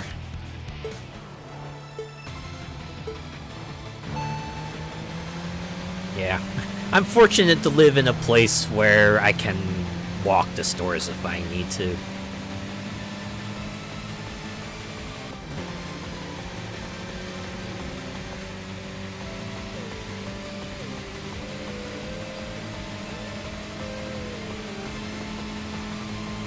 But yeah, it is nice. I usually do that with things like, say, milk, right? Because, you know, the amount of milk I use could depend on times, and I usually, you know, run out of milk before I do my big grocery hauls, so... Oh. Like, hey, let's enter a parking area. I don't want to see what this is like. And the camera just kind of stops right at the off-ramp. So, what do we do here? Do we just, like, talk with people or something? Oh, yeah. Wow, they even have a change tire setting. Does that cost me anything? In a parking area, only the currently equipped tire can be replaced. Oh, yeah. And it does cost you money. So you can last longer out there. Huh. Interesting. Well, it's pretty cheap, so why not? Restore those tires, yes, and it restores all your tires. Huh. You can also mess with the settings and talk? Oh, you're the legendary tuner, right? I think that's what your sprite is. Yeah. Yo, is this your machine? It's quite an interesting machine. Alright. If you let me tweak it a bit, I can make it faster. With this combination of parts, the effect might be minimal. There are compatible combinations for the engine, intake, and exhaust systems. As it is, I can make it a bit faster. It's just a temporary tune, so the effect will only last for today. But if you want to drive faster than usual for the day, I recommend it. How about it? It's just a temporary power boost. Well, this is interesting, but hey, you know what? That's also like 50,000. I'll probably make that money back. And since we got the tires restored, it'll probably pay us back, you know? Well, just step on it and see. The rest is up to your skills. That's all the talking we get, huh? Eggs. I've been going through a lot of them, making 3 egg ham omelets for supper. Oh, man. Omelets, huh? Coincidentally, I had a desire to make an omelet. I actually have, like, some bacon in my fridge, and some eggs, of course, and then some cheese as well, so I could make myself the classic omelet. A lot of people to talk to. I assume the one with the exclamation point actually has something important to say, and everyone else is like flavor text. Perfect Revolution is a wanderer with a low threshold for encounters. You need to enter and exit the Hakozaki parking area more than 3 times. Wow, really? So I even have people who have very, very conditional appearances. You gotta do esoteric things like enter and exit a specific parking lot 3 times. It's a bit more time consuming than you might think, considering that, you know, you can only drive like down in one direction, so you gotta make like a really long loop around if you want to even have a shot at challenging Perfect Revolution. However, he appears on the Bayshore line course, not within the parking area, so don't get it wrong. Alright.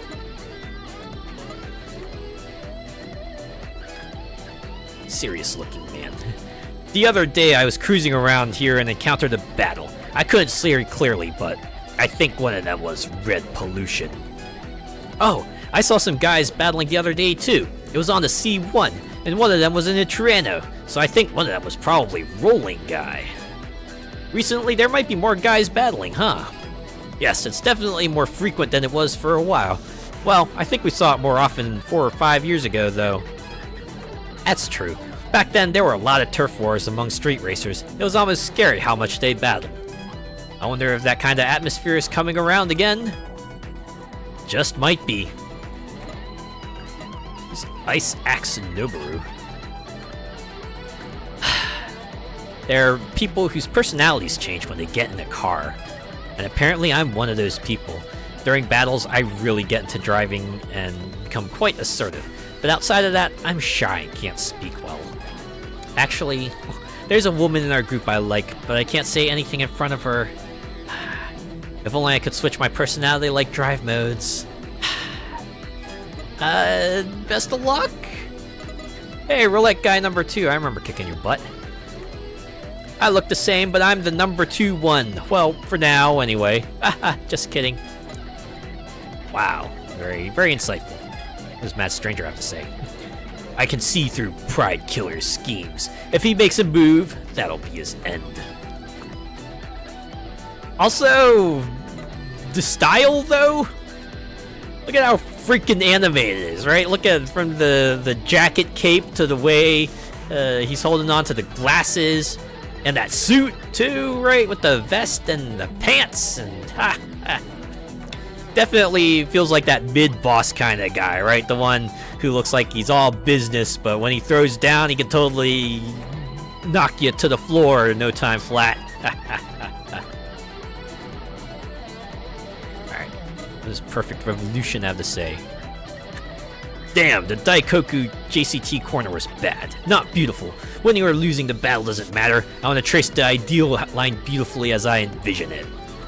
Oh, are you a fan of like, what is it, the golden ratio? The one that makes that really cool spiral?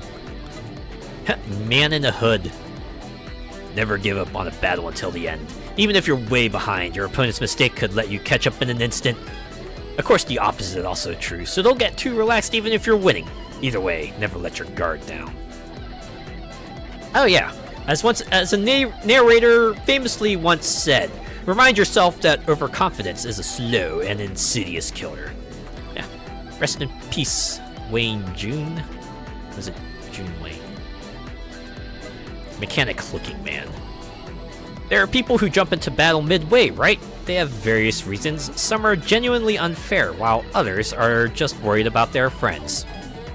Well, anyway, I don't approve that kind of behavior. That guy kind of looked like he walked out of Grease, to be honest. And I mean the musical, not like, you know, a tub of grease or anything like that. You did like Roulette Guy's turtleneck, huh?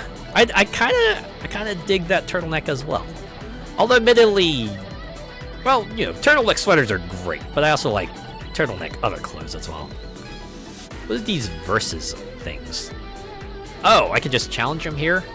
Roulette Guy number 4, level 4, and number 5. Wait, I'm pretty sure I took out all the roulette guys, though. I wonder if anything special happens if I challenge him here.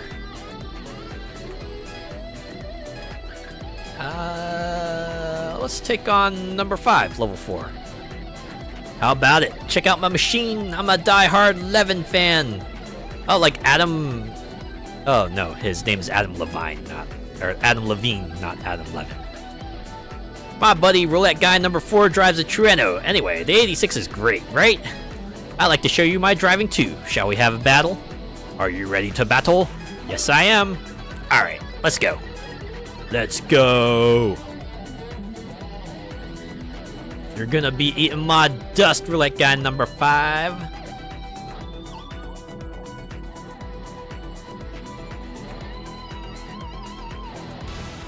I wonder if there's anything special about these battles, or if they'll just put me back on the open road once I'm finished with them. Oh, they had me driving in the other direction. Dang it. Alright, well, we'll see what happens.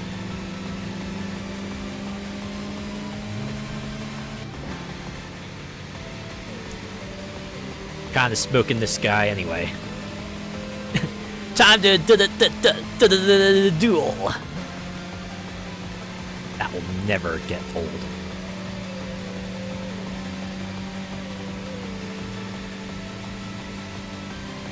I'm glad that the Yu-Gi-Oh! Localization at least gave us that. Oh, okay. Back to the parking area. Alright, alright. I can work with this. I wonder if I'll have anything... I got beaten. Wow. You don't say. Our team, except for me and roulette guy number 4, is full of really young guys. Make sure to battle with them, too. They're not like the old guys like me, so they're not lounging around the parking area. They're running around the course. Ah, okay. Alright, now I know I can challenge roulette guy number 4 with no regrets. Hey, welcome. Oops, my bad. My shopkeeper habit slipped out. I run a traditional Tsukudani shop. If you beat me, I'll give you some as a souvenir. Ooh. Well then, let's go. I'm sure that won't translate to any like noticeable performance enhancements, but I want to look up what a Tsukudani is. I'm assuming that's like some sort of treat, like a confection or something.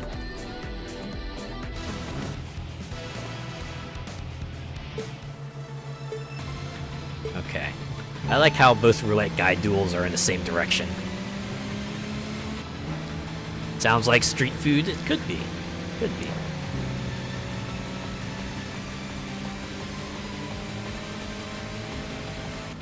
I wonder if I was meant to go to this parking lot like a lot earlier, considering they have opponents that I'm kind of able to take down somewhat easily.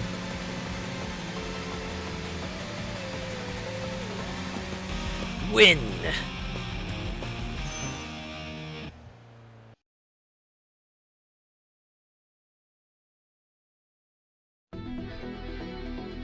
Got beaten. You got me this time. You really got me. Here's the promised Tsukudani. Don't want it, just take it home and eat it. It's scrumptious. Don't want it now, just have it later. Alright. Well, we still got some tire wear, so let's get back out there, shall we? New ramps unlocked. And yeah, we're gonna continue down this way. Let's just get some more ramps out there.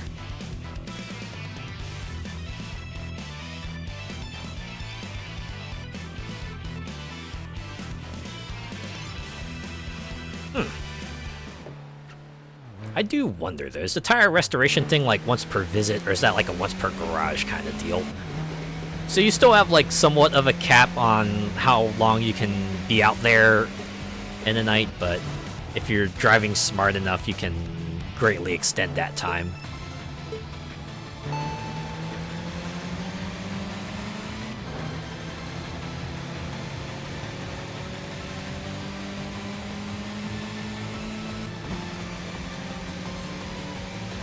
Oh yeah, it's got extra durable.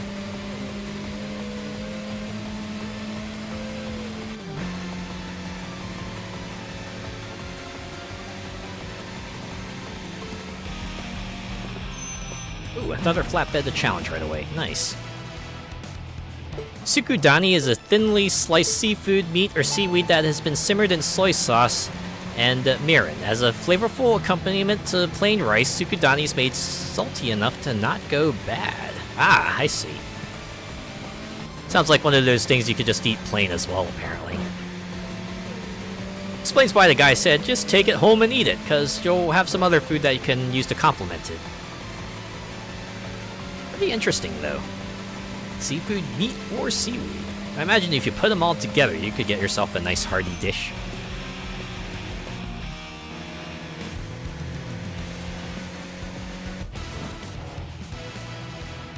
Oh, thanks for looking that up. That is pretty cool. You learn something, right? You're always learning. sometimes in the most unexpected of places.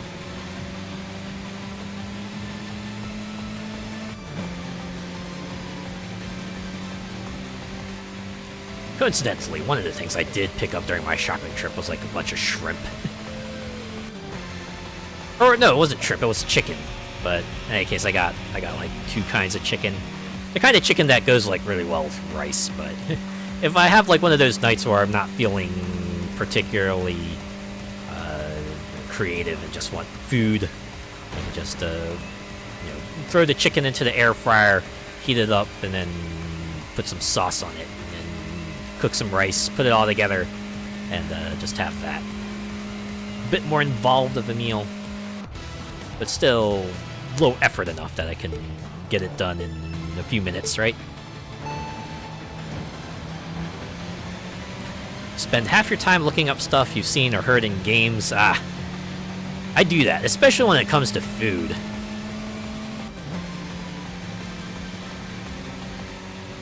There's this game out there that I want to play that's called Cuisinier, right? It's like a food-themed combination dungeon crawler and restaurant management game. Played a demo for it a while ago, but one of the things they really do is put a lot of emphasis on the food. It's like every time someone brings up a new food dish, they always explain in exquisite detail what it consists of and how it all comes together and what it tastes like. And like, man, you're making me interested in all this new food.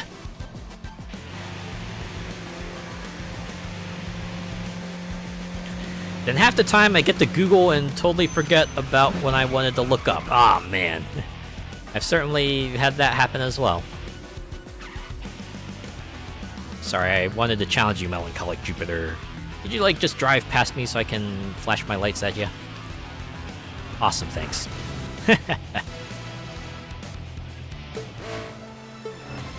Yeah. Short-term memory can be a pain sometimes when it fails you. You just, like, get this spark to go, oh, I want to look this up on the internet, and then you go to a search engine, and then, what did I want to look up again? Oh, man. Oh, yeah, you go to Wikipedia, or like a fan wiki, or wherever else you want to go to look up the thing you wanted to look up, but you forgot what you wanted to look up, so you end up looking something else and going down a different rabbit hole entirely. Just me? I'm sure that someone else has had that happen to them, or has done that, right?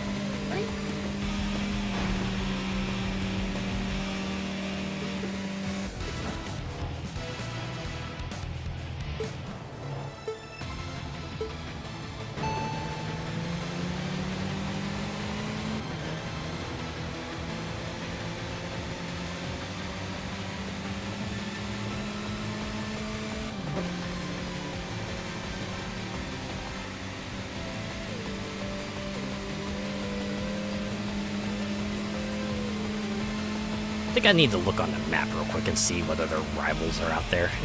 Just to get an idea of like just how many other rivals I can potentially encounter on these roads here. Still a good number of exits to get to, although we have several parking garages that are inaccessible at the moment. Okay, we do have a rival that's like a little ways away, but wonder if my tires will hold out long enough. Oh. Looks like that's the last ramp I have to unlock as well, so I just have to remember to... Oh wait, no. Yeah, one more ramp along the way. Alright, we'll see if we can reach this one, right? If I can reach this rival and challenge him, and then I can call that a good session. Here's a song, goes to YouTube to look it up, then totally forgets, what was I doing again? Or you're trying to loop the lyrics in your head so that you have the reference point to go off, but again, short-term memory just rears its ugly head and it just flies right out of it.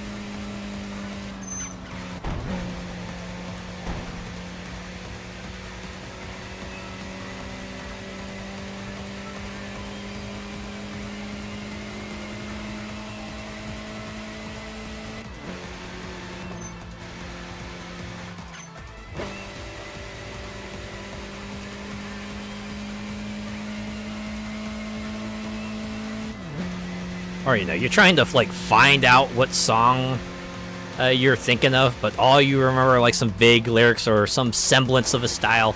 So you're trying to just like type in some combination of words to see if you can zero in on that song you're thinking of all the while. Just getting results of other songs, just like, wait, not that one, no, not that one, no, not that one, no, not that one. I've certainly done that a few times. Ah, did I not go the right way to reach the right... Ah, frick me. Alright. Well, I'm just gonna challenge some random fellas.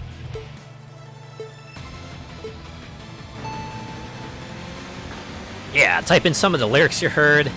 You just have to remember, alright, did I get the words right? Did I get the phrases right? Or did I perhaps mishear something?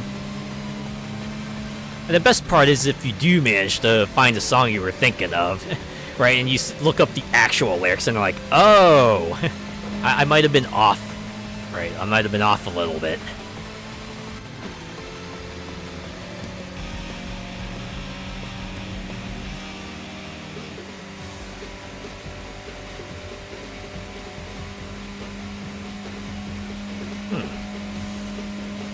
Maybe I can catch the rival on the next part here.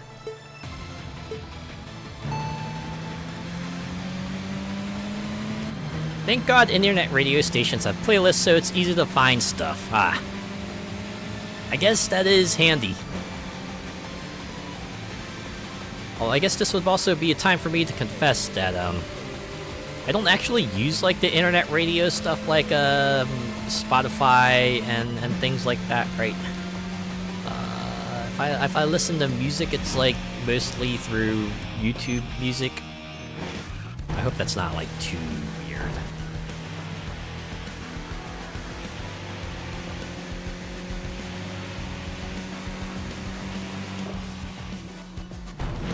Alright. And now that we're here, all I have to do is, like, wait for the blue triangle to catch up to me, right? Like, they can get around me, right? I'm not gonna... I just gonna wait here. Disclaimer, don't actually do this in real life. This is kind of like a dick move and actually pretty dangerous. I mean, most of you wouldn't do it, but I feel like I want to say that anyway. There's always a song you hear and you're like, what is that? I like this! Yeah, back when I listened to car radio a lot, I certainly had moments like those where I hear this song like, oh, that's kind of catchy. I kind of like it. I think the last song that happened to me was with Panic at the Disco's Hey Look Ma, I Made It, which is kind of funny when you think about it, right? That's a song that sounds like super catchy, and if you just listen to the title only, it sounds like this super uplifting song, but you like look up the actual lyrics of the song, it's like, oh wait, no, this is actually kind of depressing. Oh, ooh. Which then makes it double funny when commercials use Hey Look Ma, I Made It for celebratory things and not for its actual purpose. Because I thought Hey Look Ma, I Made It was totally a celebratory song, but it's not. Hey, roulette. Oh, hey, roulette guy number 3. Huh.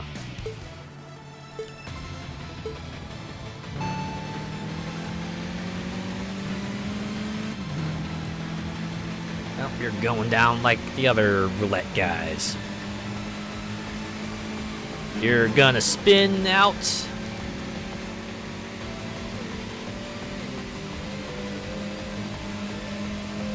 Happened to me recently. I had internet radio while playing Euro Truck Simulator 2. Turns out the song I searched for ages was Are We There by Olivia Adams. Ah. It is nice. It is nice when you do find what you're looking for and like, yes! And I can just listen to it again and again and again and again and again. Okay, a few more rando challengers, and then we're going back to the garage. Keep on going till our tires are completely smooth. It's fine. As long as they don't swap them at a garage, it's all for free. All I lose is another day, but even that is just a cosmetic thing. At least I'm assuming it's a cosmetic thing.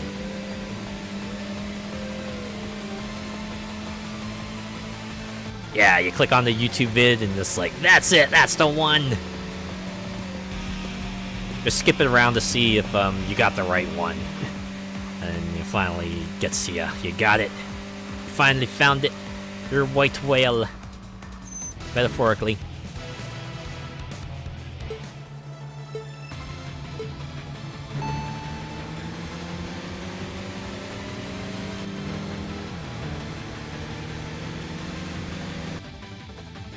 Okay. Oh.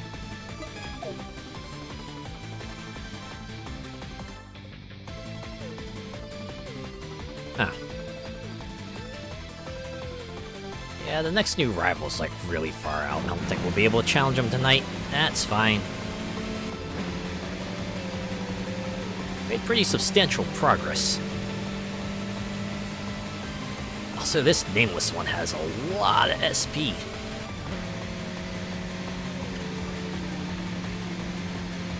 Can only slowly drain them.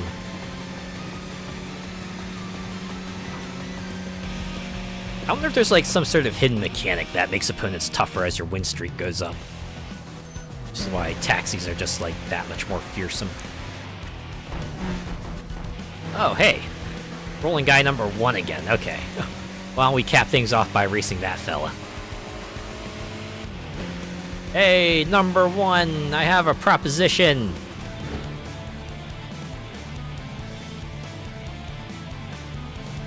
You know, it is kind of weird that I was able to take on the team leader without challenging every rolling guy member. I'm sure that's intended design, but...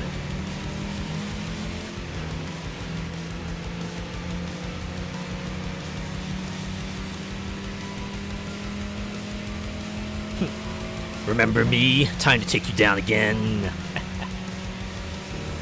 Although things might actually be different this time. This fella's able to keep ahead of me. Alright, no, I'm catching up. I'm catching up. You know, you did put up a fight for a while there. I'll give you that.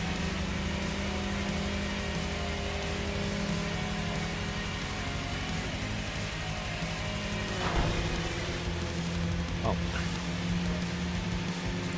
I need to go see if I can invest in, like, an attack or a defense upgrade. Although I do want to, like, start unlocking Nissan cars as well, because I do want to get at, like, the high-tier Nissan stuff. Alright, there we go. Oh, but there's foreign bookkeeper, but no, my tires are absolutely shot. I gotta go back. Gotta know when to hold them, know when to fold them, etc. Right? Ooh, got a lot of rivals taken down tonight. Full throttle current.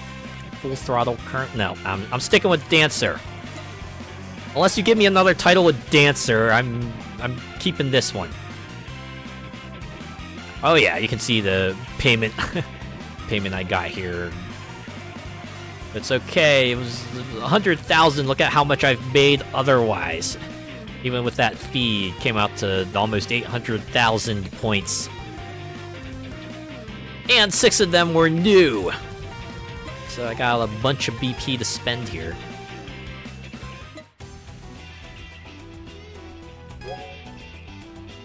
Okay. Okay. I actually do want to start down this route here. So we'll unlock the Sylvia K91. Now purchasable in the dealer screen. Oh. So I can challenge Cinderella past midnight. Huh. But I won't be able to... I imagine I won't be able to access this car for a while. Could have a go at the 180 SX Type X with super... what is that? High CAS KRP S1396. Also 3 BP. Maybe I could go for this instead? Just increase my wallet even more. Yeah, I can't unlock more attack upgrades just yet. Tuning. Oh! Yeah, you know what? Let's get the body, sure.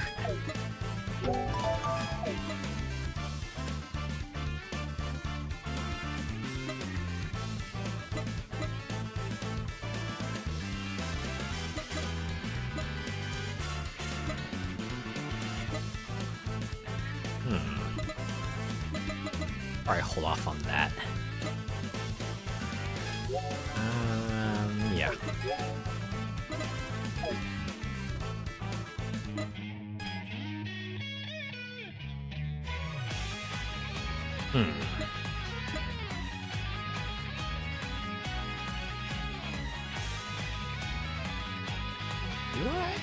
Do I... Maybe I just, like, wait for when I'm able to get a higher tier car first. Let's march for a wallet upgrade, just go to 4.5 million. Give myself a bit of breathing room here. Okay. Oh yeah, I can buy that body too. Whoa, almost 300,000. You know what? I'll be glad to have a bit more space in the wallet for more CP, you know? Alright. Bio time. Roulette guy number 3. He debuted in the working world this year, but the company's performance was poor, so his salary wasn't as high as expected.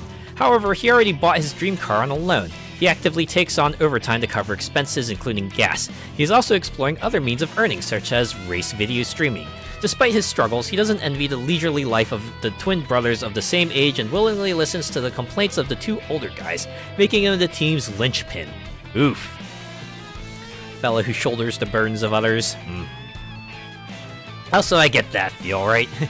You go down a certain path thinking, yeah, once I'm done, I'm gonna have it made. But then, you know, things take a swerve and it all just comes crashing down. I hate it. It can suck when that happens, you know? Oh, I forgot to look up your info here. Issei Morimoto, you're a company employee. Yeah. Alright. Roulette guy number 4. He inherited and runs a long-established Tsukudani shop that has been in the family for generations. A romantic by nature, he admired a famous drift master and bought a Turano. He continued to race at his own pace, but when he heard that young people were forming a new team, he decided to join with his longtime associate, Roulette guy number 5. He proposed the team name clearly inspired by the team name Rolling Guy. He still holds a grudge against Rolling Master, who challenged him to battles multiple times while he was racing alone. Interesting thing to throw at the end there. It's Kiyosaku Tomiyoshi. And yes, your job is Tsukudani shop owner, as the bio states. Roulette guy number 5. He had been away from the Shuto Expressway for a long time, but bonded with young customers at his store and formed a team, returning to the racing scene. He has known Roulette guy number 4 since they were young and has been arguing with him about whether the Trueno or the Levin is superior. They never reach a conclusion, but ultimately both believe that the Trueno belongs next to the Levin and love the AE86. They even display the 2 plastic models they built together in the store. Aww. That's kinda cute. Yuki Kawaguchi. You're a hobby shop owner. I'll explain some models. Alright, Phase X. Oh, we got a lot of people in here. Lying Octopus. Raised in a wealthy family, he started working at a general trading company after graduating from university. Despite his elite career path, he maintains an undesirable but inseparable relationship with Wildbird, a longtime friend since middle school. He prides himself on keeping his machine mostly stock, focusing on settings to extract performance beyond its specs. Recently, he has been passionate about ECU tuning. Seiji Nunokawa, a general trading company employee. Is it like in stocks? Melancholic Jupiter, a senior at Wildbird's workplace. He is very supportive and provides behind-the-scenes support for the team. Coming from a family that runs a car repair shop, he has extensive mechanical knowledge and takes care of maintenance and tuning advice for team members and machines. Recently, his father recognized his skills, leading him to consider taking over the family business. His machine, simply tuned with only engine and suspension modifications, is fast enough to compete with a stock GTR. Her name is Shin Meguro. Sorry, I'm just thinking that, like, you're just a really, really strong opponent along the lines of, like, Akuma or something. But, no, it's not that. It's absolutely not that. Oh, sideburn screw. A young dancer dreaming of performing on Broadway. His distinctive sideburns are his charm point. He was a classmate of melancholic Jupiter's younger brother, who left the team. Finding the team comfortable, he continues to be active. His machine, lightened for instant steering response and enhanced suspension, boasts excellent cornering performance. Using his reflexes honed from dancing, he developed a unique screw-driving method. Explains your nickname, then. Tatsuji Minamikawa. That livery, though, that's a pretty sweet livery. I kinda dig that. I actually dig that. Okay, is that everyone on the list?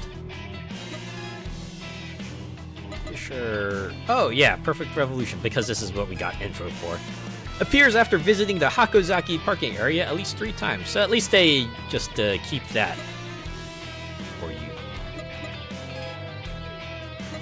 Also, I do like the Wanderers have their own logos, but I'm assuming it's like the bosses. Yeah, it's like the bosses. So cool, they get their own unique logo. Alright. Once more Untitled Expressway. Yeah, quite a few question marks. Let's see where we can start off to potentially hit most of them. Or hit the most rivals. Looks like it's gonna be this one. So, let's do it.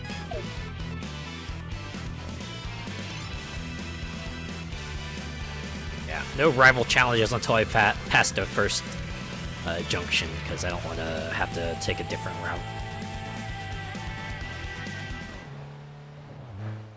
Here we go! Sorry, I was trying to sound like Mario, but that was, like, extremely off. I really apologize for that.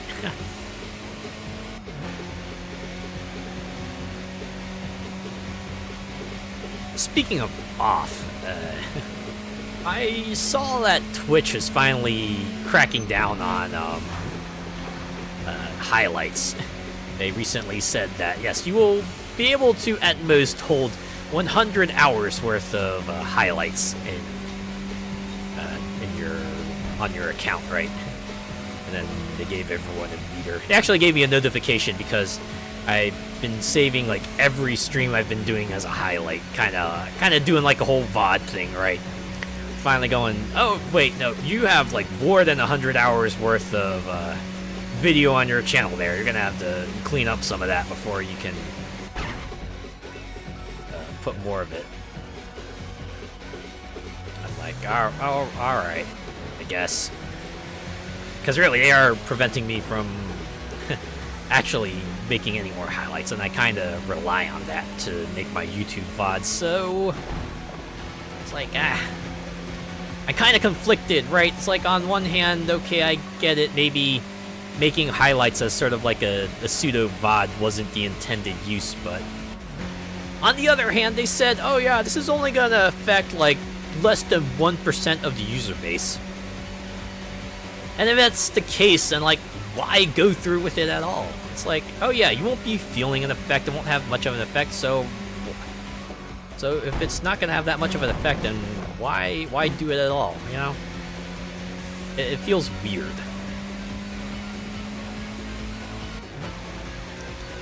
I think the more appropriate metric to put out there would have been, okay, it's like, these people who are going to be affected, just like how many videos do they have? Like, how many hours of videos? How much server space are all those VODs taking up? I think that would have been a more meaningful argument to make. I mean, we all know why they're doing it, but probably could have gone about that a better way, you know? No, Midnight Blue can at least take out our aggression on that. Also, really digging that they have the flashing lights, although that might be because of the street lamps and not like the cars actually flashing or anything. I just realized. Because reasons, right? Can be a little frustrating sometimes. Again, this kind of loops back around to knowing what you're comfortable with. Although in this case, it's like the rug's being pulled out from under you, and you just have to roll with this new standard, whether you like it or not.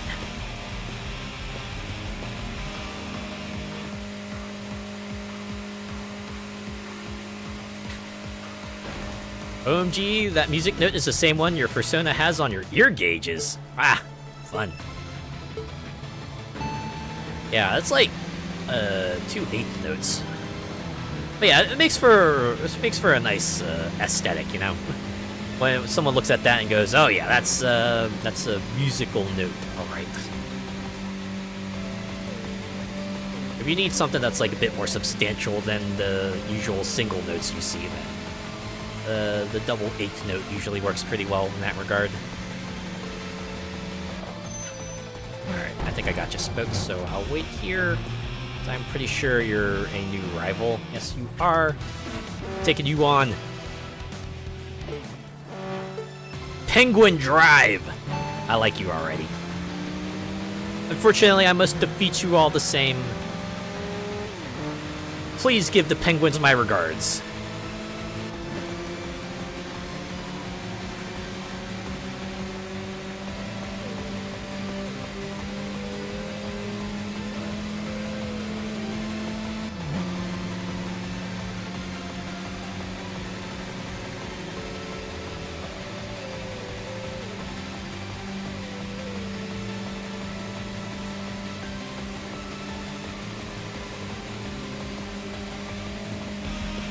That's another rival felled.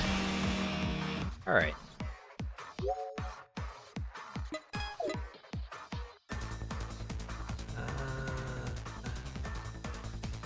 Yep.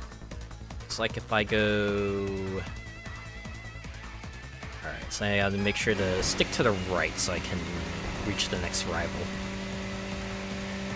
There's no challenges until I get past this junction. Want to go this way? Yeah, alright, I think I'm good. Roads are still confusing, just a little bit.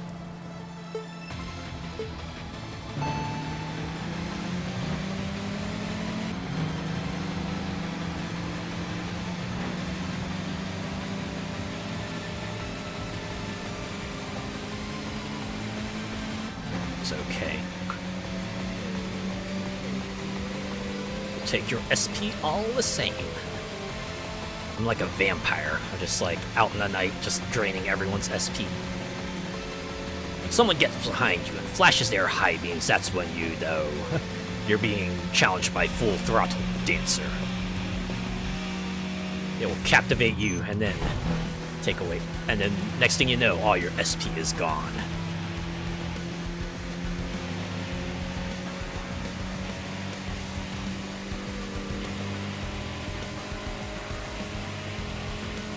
Fast approaching this next fella. From the looks of it, they must be a boss.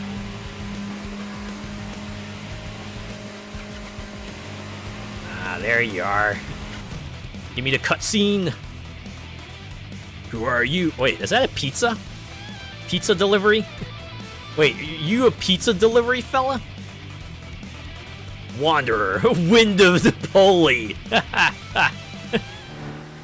Goddamn Italian pizza delivery fella, and you have the moniker Wind of Napoli. Also, level 21. Conditions for battle not met. Sure, he's on the road, but no, you can't challenge him. It's like you must train even harder to even stand a chance at fighting me. Ouch. Can't believe the game would do that to me. Put a car out in the field and go like, nah, son.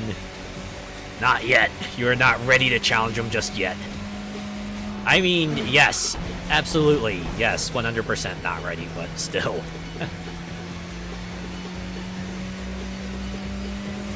You remember that guy. You have to be driving the same car. Ah, okay. I have to keep that in mind.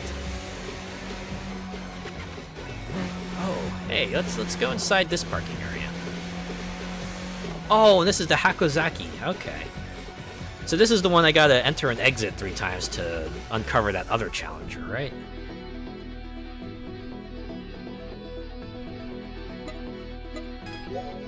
No, I'm not gonna change tires. My tires are still in pretty good setting, or pretty good status here.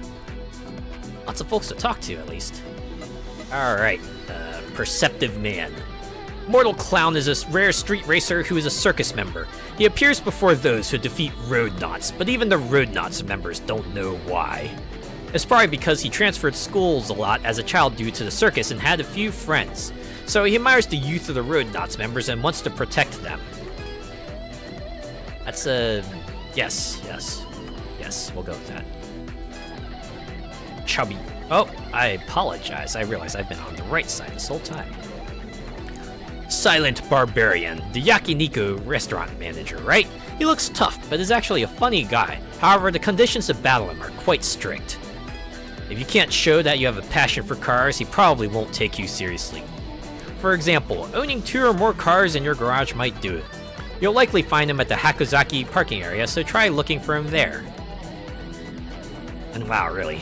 A passion for cars! Oh, but you only need 2 of them. Although I guess already owning 2 cars means you do have a passion for them, right? Considering one of them's already like an expense and a half. But even if you meet him, he won't battle anyone who isn't driving a Mark X. He's well known for his love of 4-door sedans. Lately, it seems like he only wants to battle against the same type of car. Ah, okay. So that's what you were talking about earlier, where certain racers won't challenge you unless you have a right vehicle. Wait, I spy a skirt. Yes, I do too. I wonder which one you might be. Treacherous jackknife. Times change. Even the person who stands at the top of the Shuto Expressway has been replaced over time. And now new forces rising. I want to see through this era. Ah, dramatic. Rolling guy number 4. Oh, you saw me on TV? Thank you. Many street racers come to the Shuto Expressway without watching TV, so I'm glad you spoke to me here. Alright. Hey, wait, Immortal Clown! I know you, other people are talking about you. Are you using vinyl and stickers? You should decorate your machine so it stands out from the rest. You know, you're right, I should do that. Fortunately, I am absolute balls at art. Alright, Devil Road Run. Ah, okay, so that's who you are. Wow, he even got the hair decks and everything, and look at those fingerless gloves, and the shirt, and the giant leg warmers. Ah, I absolutely vibe with this outfit. Woo-hoo-hoo! You got a good eye for detail. This machine's overwhelming demonic aura must have captivated you, right? Gwahaha! Spending all my pocket money on dressing it up was worth it. My name is Devil Road Run. I'm the strongest demonic extreme racer who will plunge the Shuto Expressway into chaos. In other words, I am the demonic queen. Remember that. Ah, I just realized you have pigtails too. Are you just basically like a chuny? Is that your whole shtick? You're chuny? I mean, given that like a zillion characters, it's bound to be one of those, right? We have to stand, right? Street racer looking man. Wanderers are a quirky bunch. Some of them only battle specific opponents. I once saw a rare street racer and challenged him to a battle, but he refused, saying that he only battles rotary engine cars. I'd love to race him once, but buying a new machine is a bit too much for me. Well, now we know why there's a garage upgrade too. It's not just about continuously having point sinks, it's also getting different cars to challenge different opponents. Light-hearted man. Hey, how's your machine doing? It's doing pretty well. Thanks for asking. Alright. Big Dipper Meteor. You want to challenge me? Fine. I don't dislike those who challenge me head-on. So that means you like it. Are you ready to battle? Yeah, let's do it! Come on, bring it! Oh, I am. I am absolutely gonna bring it. Here we go. In a moment.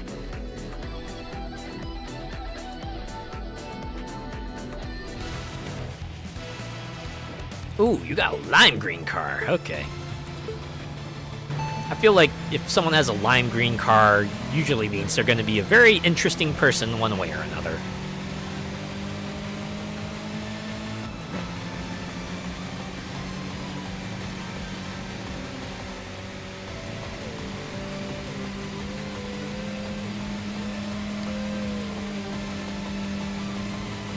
The hardy fella, too.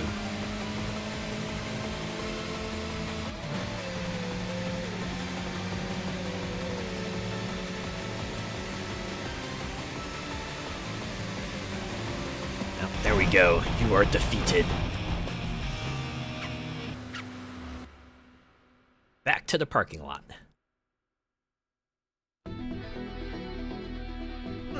Not bad.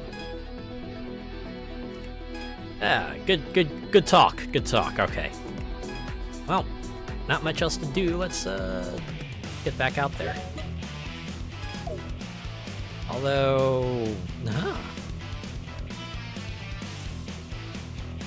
what does that flashing sign mean?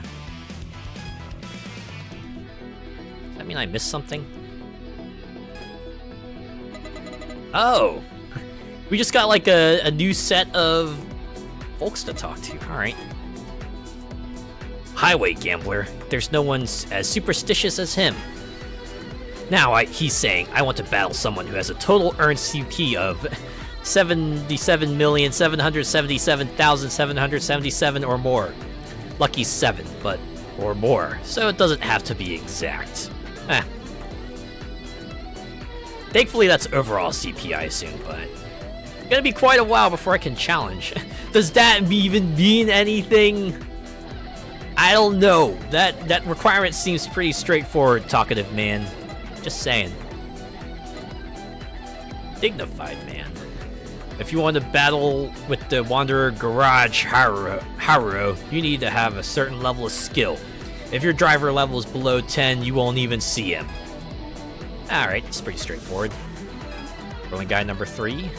Recently, rolling guy number 2 has been acting superior because he got married. That guy didn't even have a girlfriend, or even a proper female friend for 30 years.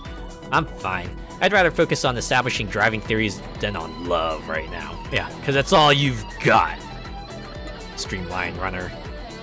Oh man, it's already this late. I thought I'd be able to ride a bit earlier today. I mean, it's because my teacher's inking is so slow. If the inking isn't finished, we can't do the effect line, solid black areas, or toning.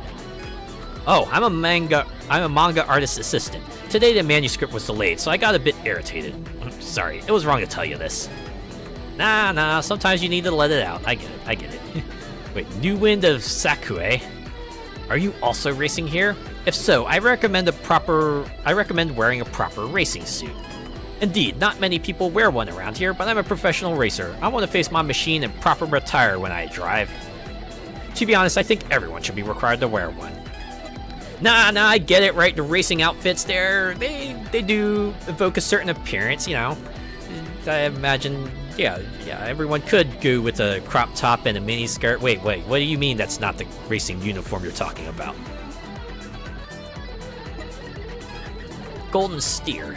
I do deliveries, but it's really annoying when people aren't at home at the specified time. I know there are various circumstances, but if it happens too often... I kinda get it from the other side, though. College student looking man. Alright. Hey, listen to this. The other day I was in a battle and about to win when suddenly the opponent's friend jumped in. We started a one-on-one battle, but suddenly became a two-on-one. I was panicking from the sudden change, and they were acting like it was a fresh start. In the end, I lost. I think that's a bit unfair. You should be careful, too. I wonder if that's gonna happen, right? I'm just gonna get jumped and it's gonna come a two-on-one. I see that shade of Hulk green he's going there when he said that. I'm hulking out. Timid man, do you have a street racer you admire? My idol is Wandering Ensign from Tri-Edge, so I drive the same car as him and put his team's emblem on it. Oh wow, you're a fan, huh? And wait, who was your Oshi again? Wandering Ensign. Ah. He's got the Oshi mark on his car and everything. Okay. Enter course. I thought they would have had that thing again, but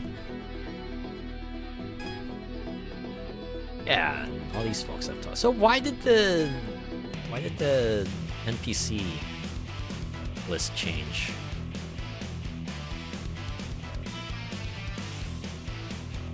Okay.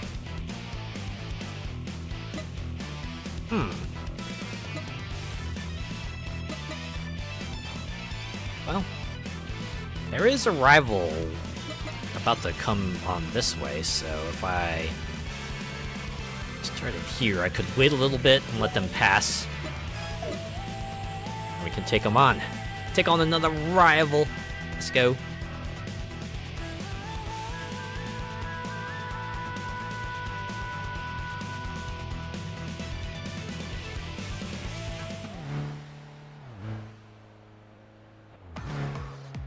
Just gonna wait on the side here.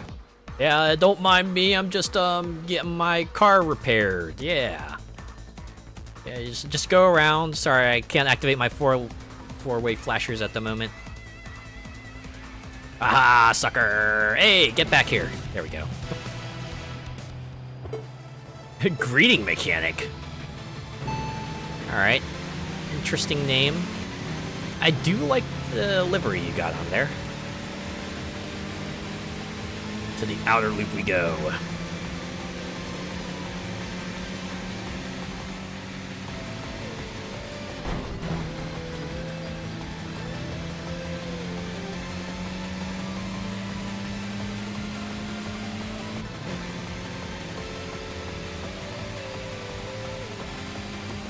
You are defeated. Rather soundly, too. Okay. Oh, man. Doesn't look like there will be any new rivals for me to challenge along this route, so just gonna take down whoever we can and until the tires give out. Like you.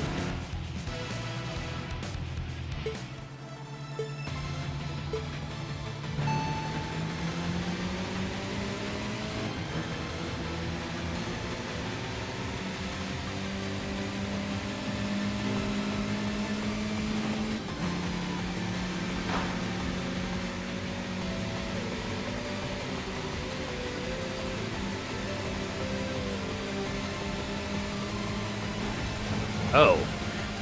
Dang, I saw that fella collide with the barrier. Ah, reminds me of the time when I collided with the barrier.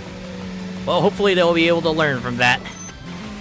In the meantime, though, I will take their 6,000 points and get on with my night.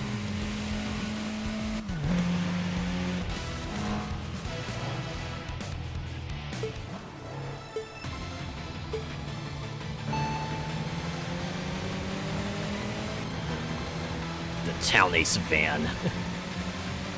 If that's your ace, then you're gonna need to find a better hand. Aha! Aha! Aha! Oh, now which way are you gonna take? Or is this race gonna last long enough that I'll need to pick a route? Well, thankfully I don't need to do that.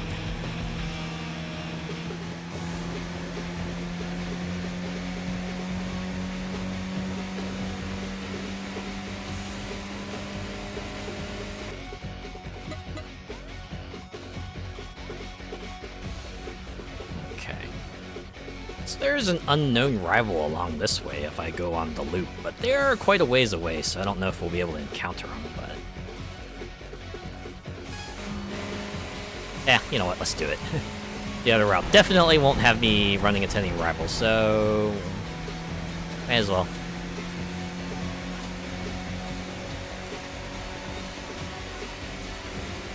We'll see how long these tires last.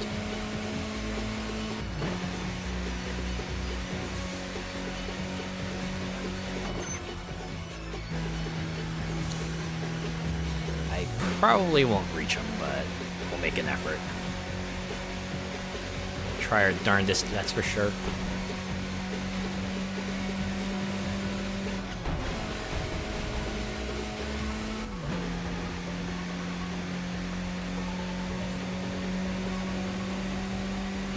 Oh, hello there, Woodpecker Syndrome. I guess I could take you on along the way. Sup? I do like how that particular car just has the green color and the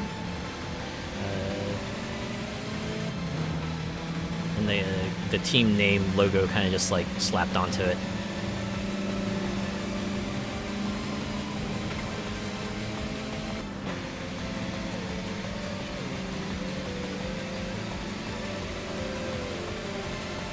Oh no, they're pulling ahead of me.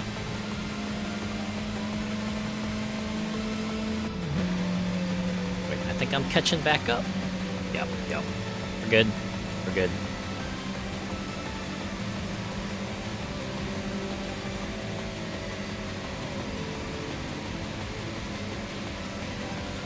Wait, now they're pulling ahead again. Granted, my handling is giving like a little. Oh wait. Huh. I had to brake all of a sudden. What happened? Did they suddenly get spooked by something? Or maybe their drink cup fell and they had to take care of that real quick. Well, in any case, I'm gonna have them defeated.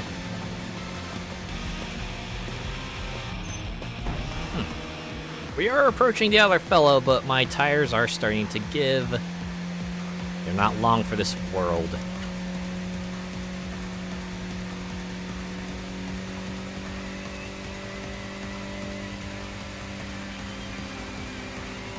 Well, I guess at least we can take on Sweet Surrender.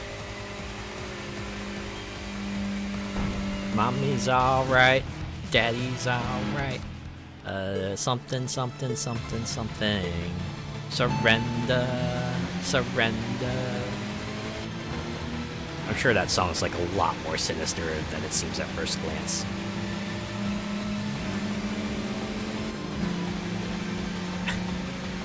Been there, drive over a sleeping policeman and you end up wearing your drink.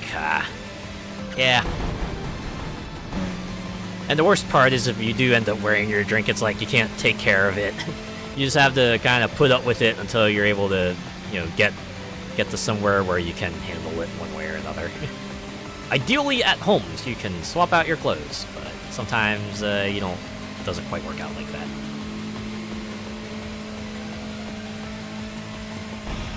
There we go. Okay. Okay, it's probably a really dumb thing to do, but I'm gonna go ahead and challenge that rival. Even with my tires at the state they are, I've come too far to stop now.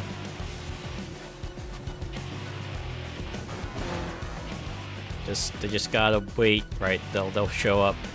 Oh yeah, they're approaching. I'm really glad there's no penalty for just stopping on the road. Everyone will just go around you. It's nice like that. Alright, you! Wait, did that say unwelcome old boy? It does. I do like how the livery looks like a pair of suspenders, though. That's a nice touch. ASAP because the sugar goes super sticky. Yeah, absolutely. Nah, you get that cleaned up as quickly as possible for that reason. Starts getting real funky if you leave it alone.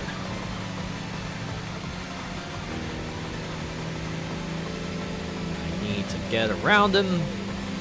Pretty good at boxing me in. There it goes. This is my chance. Ah. Well, got him down to critical, so now we have to. It's do or die, right? Get ahead of unwelcome old boy, or you'll just get worn down by attrition.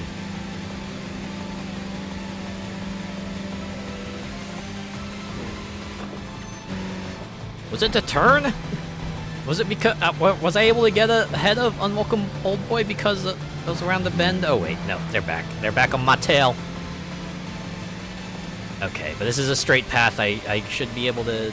Oh, wow, okay. I did it. Rather soundly by the end there. Oh, wait. Wait, I'm not ready. My tires are absolutely shot. Wait, is this Captain America? Oh, Captain Industrial. I see what you're trying to invoke there, still. Oh my god. Sure is like a team leader to come challenge me when I'm at my absolute limit. Or maybe this is my fault for going further beyond when I probably shouldn't have.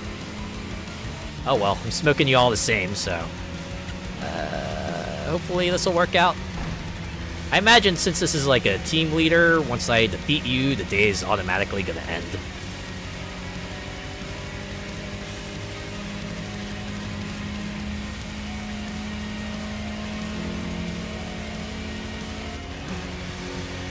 Uh-oh. It's catching up. No, Captain Industrial's fighting spirit cannot be extinguished so easily. Oh no, you... Oh, nuts. Okay. Ah! If only I had a rewind button. Oh, you're pulling ahead, too. Wait. Look. Give me a chance here. Okay, is it just because this guy really suck on curves? On straightaways, I can absolutely take him, but on turns, it's like, nah. Also, my tires are absolutely shot. I should not be taking on Captain Industrial here, but... Gah! My one shot. I had the one opportunity for an advantage, and I squandered it.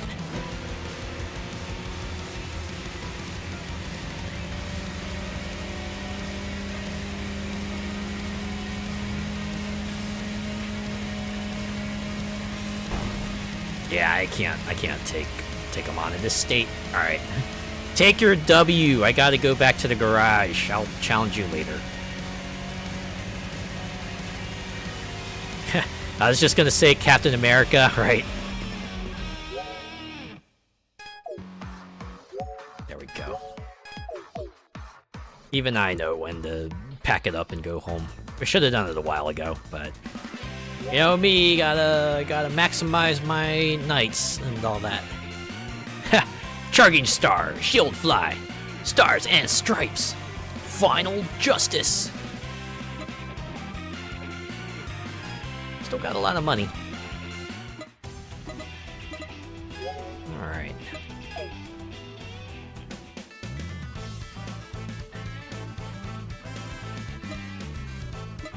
I just want to go for another Nissan. Yeah, I do. Keep on that. Yes, now this is purchasable on the dealer screen.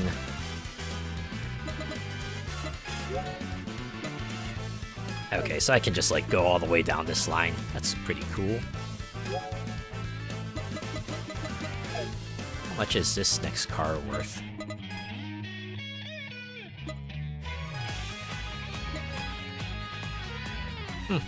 Same amount.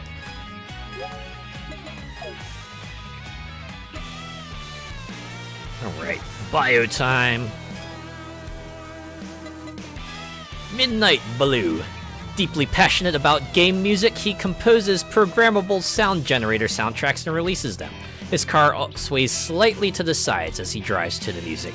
The result of him moving the steering wheel to the beat. Okay, that's actually kind of dangerous. The steering wheel has a lot of play, but sometimes it seems to go over the limit. He has a knack for slaloming through traffic, a skill honed in video games. Ah, I see you've played The Crew as well.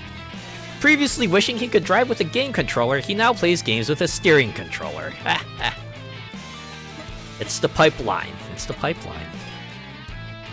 Kazuo Inakoshi, you're a water purifier salesperson?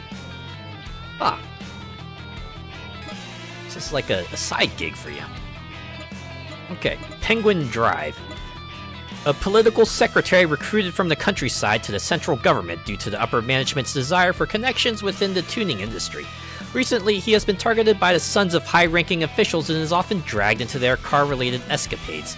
He emphasizes transmission-related setups in both his own car and theirs, recommending settings that significantly reduce power loss. He strictly instructs them to avoid accidents to prevent their parents' political enemies from gaining leverage, and to handle any incidents appropriately if they occur. Very delicate balance there. Kanosuke Matsudaira, politician secretary. Infinity, who's the new one? Big Dipper Meteor, a driver known as an extraordinary genius. For some reason, he doesn't get along with Love's ace shooter and argues with him whenever they meet. His strengths are precise line taking and reflexes that allow him to respond instantly to accidents. Switching from FF car to an FR car improved his acceleration and cornering performance. His fearless driving continues to alarm those around him, but he remains unfazed due to his absolute confidence in his skills. We already talked about overconfidence tonight. Is that Kimiharu Haruna? Oh, you're a bartender also. Alright.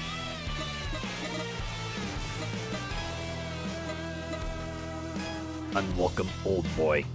A university student and former member of the automotive club. Although he was not the president during his time, he frequently visits the club due to his fondness for it. He acquired a very well-maintained ZC33S, which has initially bought to be a slight against the leader, but was simply because he envied the car being repaired. He has a childlike personality, and his nickname, given playfully by current members, reflects this. The relationship is good as they can joke directly with each other, and he enjoys using the nickname. Well, that's what matters, right? As long as the person who's got the moniker is cool with it. Joji Horikawa. Yes, you are a university student. Greeting mechanic. A third-year student in a technical high school's automotive club, more interested in honing his mechanic skills than driving. He has loved tinkering with machines from a young age, often to his parents' dismay. In technical high school, he's like a fish in water, playing a central role in restoring the third-year members' cars. Now that their cars are running, he tunes his own car while helping juniors with their restoration projects. His driving skills, however, are still at a beginner level. Ooh, excuse me there. Shinosuke Katsura. Yes, and you are a student. With a pretty straightforward but still cool livery. Oh yeah, these are just all conditions. Yep. I do like that they tell you outright. Right, it's like, oh yeah, here's the condition, and also you need a specific car. Within the police, just like, question mark, question mark, question mark.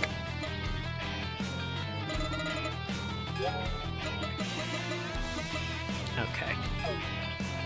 But, alright, now we got ourselves a specific goal. Take down Captain Industrial. Let's see if I can find him. Oh wait, can I perhaps filter? Team leader. Oh, nope, that disables it, right? So if I turn off all of these.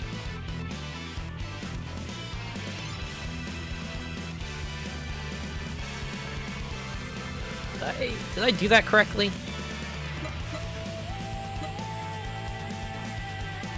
No, I think I might have messed that up. Oh, wait, no, I probably needed to press X to accept. Like that, okay. Alright, where... Oh, there you are. Yep, Captain Industrial. I'm coming for you. Your days are numbered. My tires are, like, absolutely top-notch now, so hopefully I'll be able to kick your butt before the tires wear out.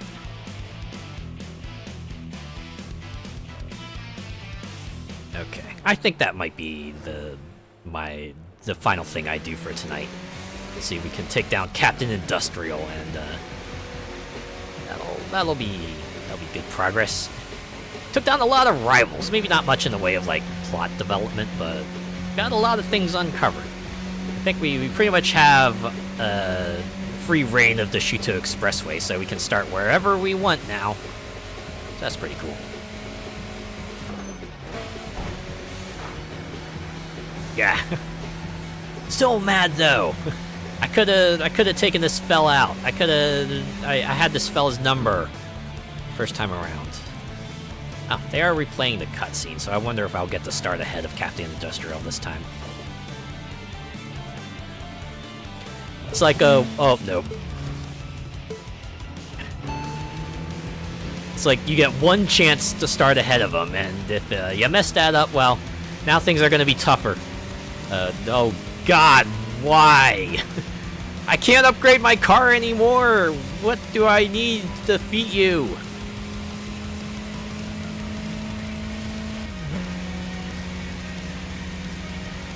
I think this is just a case of you need to overtake this fella on a turn, and then try to block him as he tries to slip by you otherwise. If you let this fella pull ahead of you, it's curtains. Conversely, if you can stay ahead of Captain Industrial, you usually got a pretty good time. Yeah, no, this is very much one of those races where it's decided pretty quickly. Okay. Well, we did it. And it looks like they're not kicking us back to the menu, so... guess we can... oh! Defeat Playful Gentleman. So now we've defeated all these teams. This fella's gonna... oh, and I think about it. Playful Gentleman is, specific racer, right? GG! Thank you, thank you. I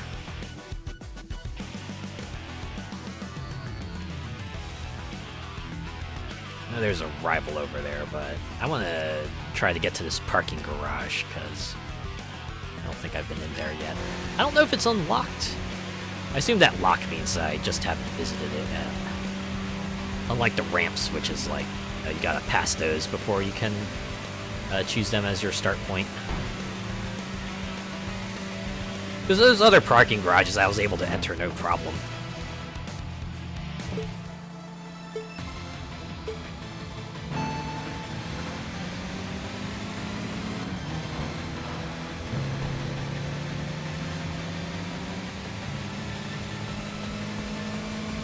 Yeah, I got Death Game Survivor on the hook. Oh, hopefully I won't have to take the other direction. It's gonna suck if I have to take the other route.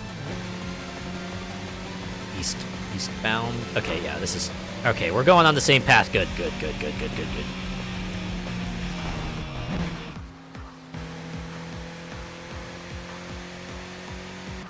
Just have to make sure to not challenge any rivals when I get close to that garage so I can just enter it.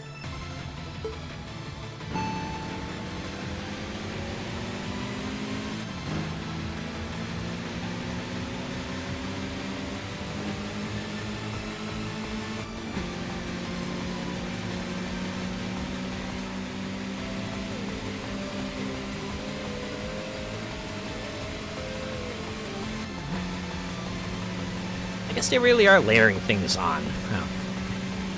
It's like, yeah, your first three bosses, we're gonna make them pretty easy to encounter, but from there on, you're gonna have to try to piece things together. We're gonna let you loose a little bit more, right? We're gonna slowly take off those training wheels until you just have like full freedom to do whatever you need to do. Oh, that's the parking garage entrance, isn't it? All right. Can I remember there being a double tap to cancel. Yeah, whatever, I'll take the L here. I got like a zillion points anyway. Oh, that wasn't it, was it? Oh, the parking garage entrance was actually up ahead. Well, I mean, defeating that opponent was probably only going to give me like 6,000 anyway, so no biggie, right? No biggie. Alright, to the PA. Ooh, hey, is this the one I encountered that one cutscene? Alright. Ah, no rumors here. Also, I realized I've been on the left side again. My apologies. Hey, did you know? Recently, there seems to be some movement in the stalled battle scene on the Shuto Expressway. There's a rumor that even veteran street racers are becoming more active. I wonder what triggered it. Yeah, I've heard about that too. It seems that a street racer who recently appeared on the Shuto Expressway has been actively challenging various opponents. Oh, really? So what kind of guy is he? Is he fast, huh? I don't know, I didn't see it firsthand either, but if other rivals are getting active, it means he's winning battles, right? Yeah, that's true. Otherwise there wouldn't be such a rumor. Seriously. A man who suddenly appeared is taking down veteran street racers on the Shuto Expressway one after another. Man, that's cool. What kind of guy is he? I really want to see him. Yeah, I want to see him too. I imagine he's probably a pretty swell fella. Probably cute too. Doesn't have to be a man though. Hey! I like Serious Man's vibe here. I think he's onto something. And that's what they concluded on. Alright. Golden Hanya. Damn it, why is everything my fault? Sure, I might have a bad mouth, but the one who took a bite of my pudding, Crimson Boy, is at fault, right? And that idiot older brother said, don't get mad over one bite. Don't treat me like a kid forever, seriously. Huh? Do you need something from me? Nope, I'm gonna go talk to this other fella. Yo, I don't see you around much. You weren't in France until yesterday, were you? So, that's your machine? Doesn't look like it's been tweaked much. Well, it's still early, but that body is important in the machine. I get it. Timid challenger. Shuto Expressway really is on another level. If I keep losing, the team will tease me again. Oh, hang in there, timid challenger.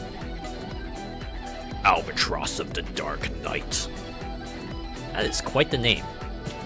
I'm over 50 now, but I recently started strength training. People around me say it's foolish for an old man, but it feels great and my back pain is gone. Why don't you try working out too? Hey, you know what? Bravo, Albatross. You keep improving yourself. Skinny man. I have to go to the bathroom frequently. I make it a point to stop every time I see a parking area. I just went, but maybe I should go again? Nah, I get that. I get that feel. You don't want to have to feel like you have to go when you're driving, because that's just unpleasant. Sounds like an 80s horror film. Albatross of the Dark Knight, yeah. The killer Albatross. That would be like a D-level film right there. Office lady looking woman. Hey, do you know the mystery of the C1? The inner and outer loops should have almost the same shape, but they feel completely different when you drive them. Especially the outer loop. It feels faster, so I end up braking later, but it's just as narrow as the inner loop, so I get scared. I get it. It throws you. Watching man. Ugh. Another young team has emerged. It's a team based on the automobile club of an industrial high school called Roadnauts. I've been watching them since they completed an eco-car tournaments. Back then, their machines were handmade, but they finally ventured onto the Shuto Expressway with real cars. With everyone working together, they must have restored used cars. Youth is great, isn't it? Are you like secretly a mortal clown or something? And now the challengers. Mocking Dove. Wait, what is battle member Albatross of the Dark Knight? Yeah, what the heck, we're gonna challenge you all the same. What do you want? Do you want to race me? Oh, sounds like you're having fun. Let me join in. Do you know about consecutive SP battles? After winning against one person, you use the remaining SP gauge to fight the next. This time you'll be facing the two of us. We're both in our late 40s. If you're a young guy, show us the amount of guts. Hopefully not literally. You've got guts. Bring it on! Oorah! Yes, I've certainly got guts, alright. Now let me go climb this aggro crag.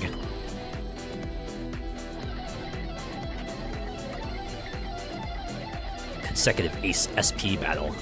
It's like a survival match, really.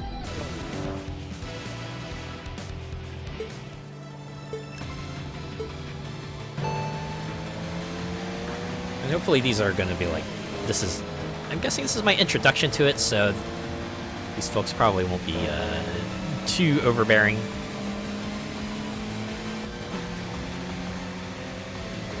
Guy's SP is not going down fast, though. Alright.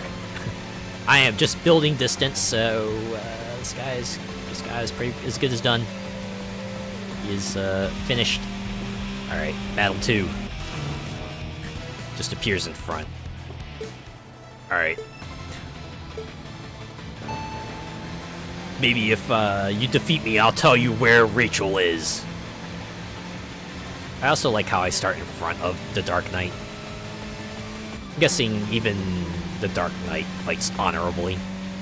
Right, against criminals, it's different, but I am a law-abiding, extremely fast racer.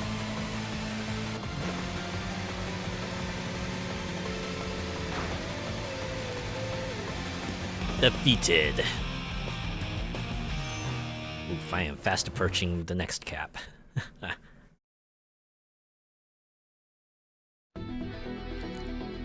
Hoorah!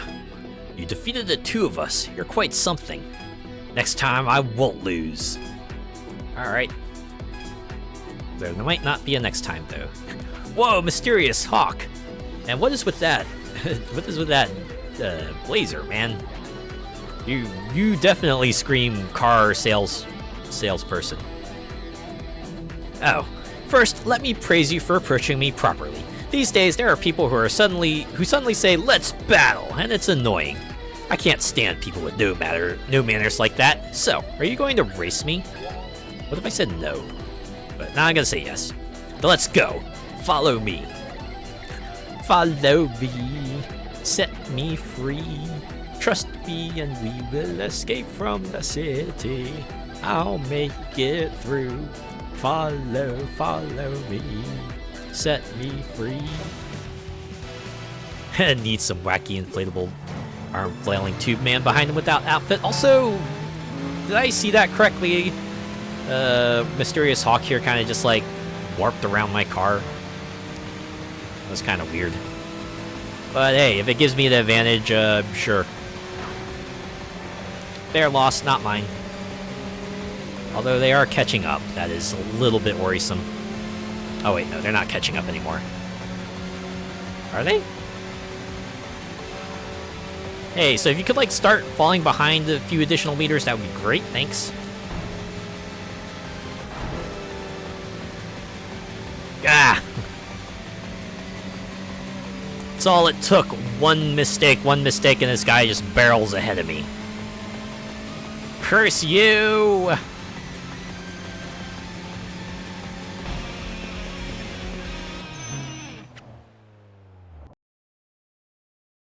I can see retrying the parking lot opponents is going to be a bit more annoying. Is that your best? You better not be holding back against an old man like me. You're young, so don't hold back. Come at me with all you've got.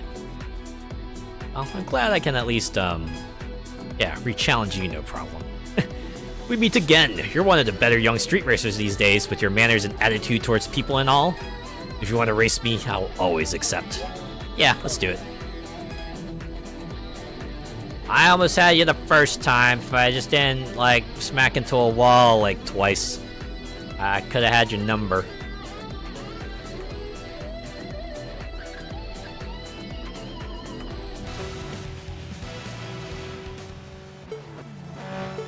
Oh, why couldn't your car, like, screw up this time? I feel like I only had a fighting chance because, for some reason, your car kind of warped around me. Okay.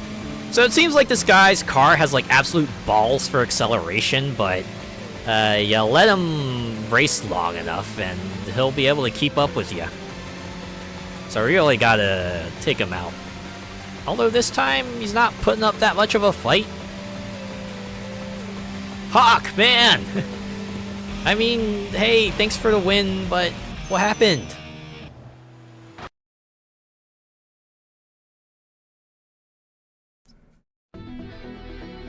You did well. I lost, but it was a good race. Race me again, if you're up for it, that is. No, I don't think I will. Oh, wow. Yeah, a new set of fellas to talk to. Alright. Midnight Ruse. I figured you were the evening dress wearing fella. Got his wings clipped. Sure did. Did you know? There's a girl I've been seeing around here recently. She drives a Skyline and seems to be under 20. Yes, that girl. They call her Eternal Polaris. She's an interesting girl. Okay. Maximum Eagle. My Supra is a special machine. After my previous partner, my machine was wrecked in battle and I was left an empty shell. My comrades gave me a new partner, filled with their warm thoughts. Aw, how sweet of them. Boss of new circular route? Alright, that's very specific. They're all still not here yet.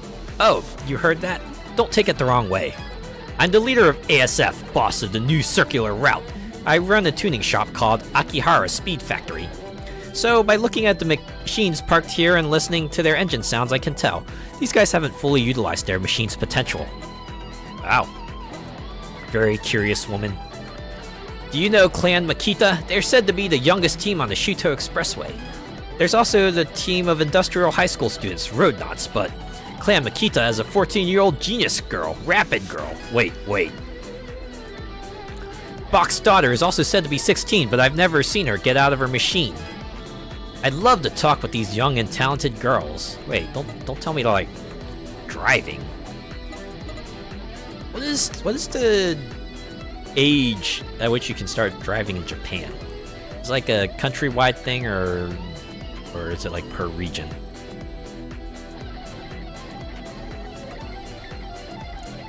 Also got a bit of water there. Starting to feel a bit dry in the throat. Alright, man who looks bored. Do you know of the team Quicks? They're a newly formed team, but I've seen them a lot on C1 recently.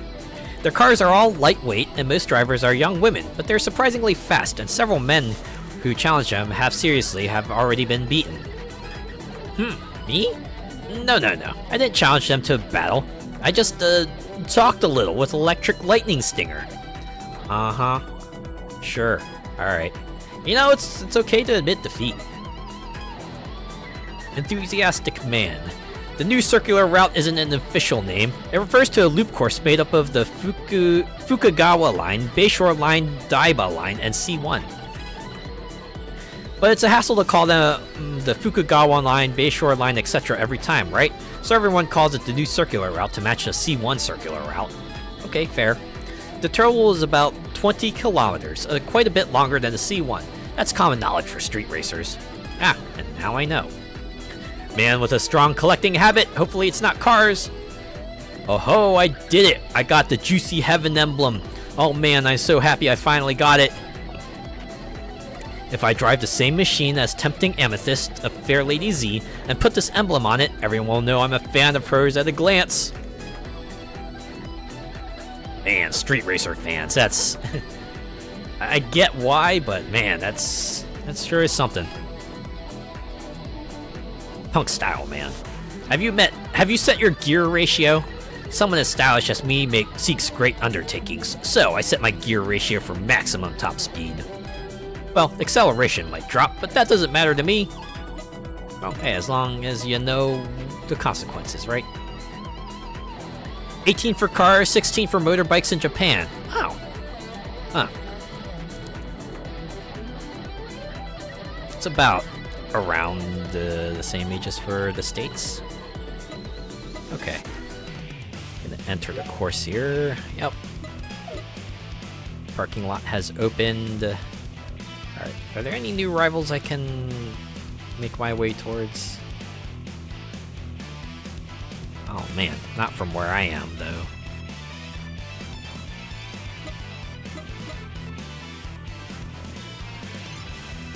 Alright, well, that's fine. We can just, Oh, wait. No, I guess I can only go in one direction, huh? Oh, but there is a nearby rival. Alright, fine. We can do this.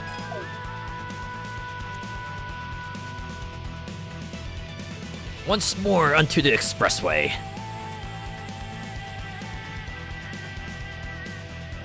$17 here to get your provisional license to take lessons and stuff. Ah. Around here it varies, but I know some states will let you get a learner's permit around 16, which kind of lets you drive under certain conditions, right? Like, you can't have more than one passenger, or you might need to take driving classes for a bit, or you know, go for a few test drives with an instructor. And then I think it's like at 18 you can get yourself the proper license. Alright, let's take out a Jungle Tequila. Jungle Boogie, blah, blah, blah, Jungle Boogie. I'll break it down. Or should I go with, welcome to the jungle. We got fun games. We got everything you want. I don't know the rest of the lyrics.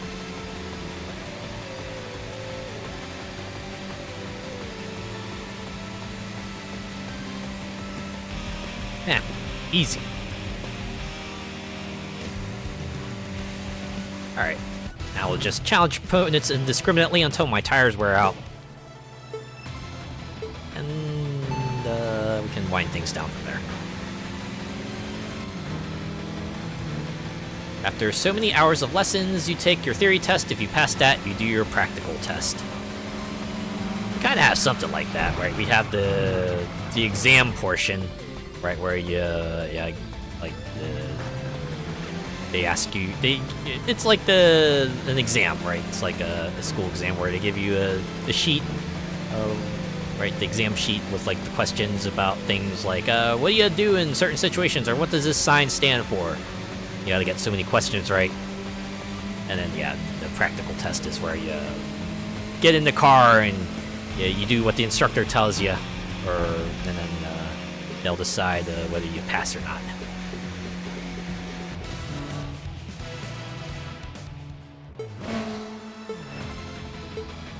And yeah, for the places that do have the student license, they do have like a prerequisite where you have to either spend like so many hours on the road driving supervised, or take certain classes.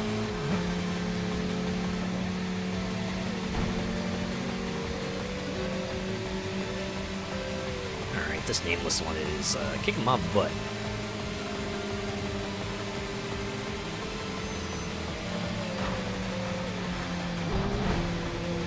Oh man, that was quite the wall hit.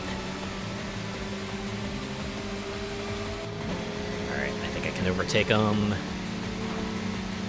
Ah. Couldn't quite do it. It's fine. Oh man, this might be the last race of the night.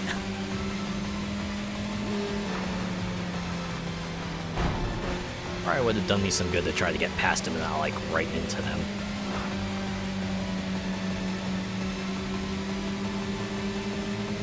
Boy, you're a resilient one, aren't you? Oh god. No, they're pulling ahead. You know what? GG. You win some, you lose some, right? Alright. Fortunately, my tires are shot. They do a show me, tell me as part of the practical, like, where's the oil filter and that sort of thing? You have to read a number plate from a distance, etc. Oh! Yeah, we don't have to do anything like that. Yeah, our exam usually just covers laws of the road and signs. Like, presumably the hours requirement, I guess for us, usually implies that some of it will be spent on, like, going over the car parts and learning how to do other things on the road. Alright, new bad name. Full Throttle Dancer Scammer? Why would I want to be a scam? No, I'm just sticking with Full Throttle Dancer. Also, can I get like a different prefix? Does everything have to be full throttle? Do I need to start like tapping the brake button a lot? What would that get me? Okay. What can I get in the perks menu? I'm beginning to think maybe I should at least invest in one level of defense.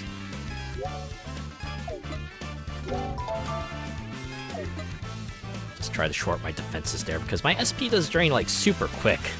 It's like the moment someone gets ahead of me, it's pretty much over. Hopefully I can mitigate that a little bit.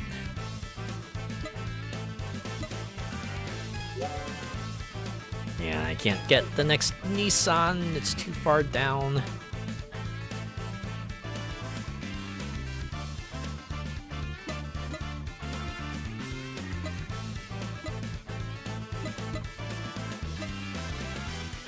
Which is this 3 BP? I'm just gonna save. I'll save my BP for now.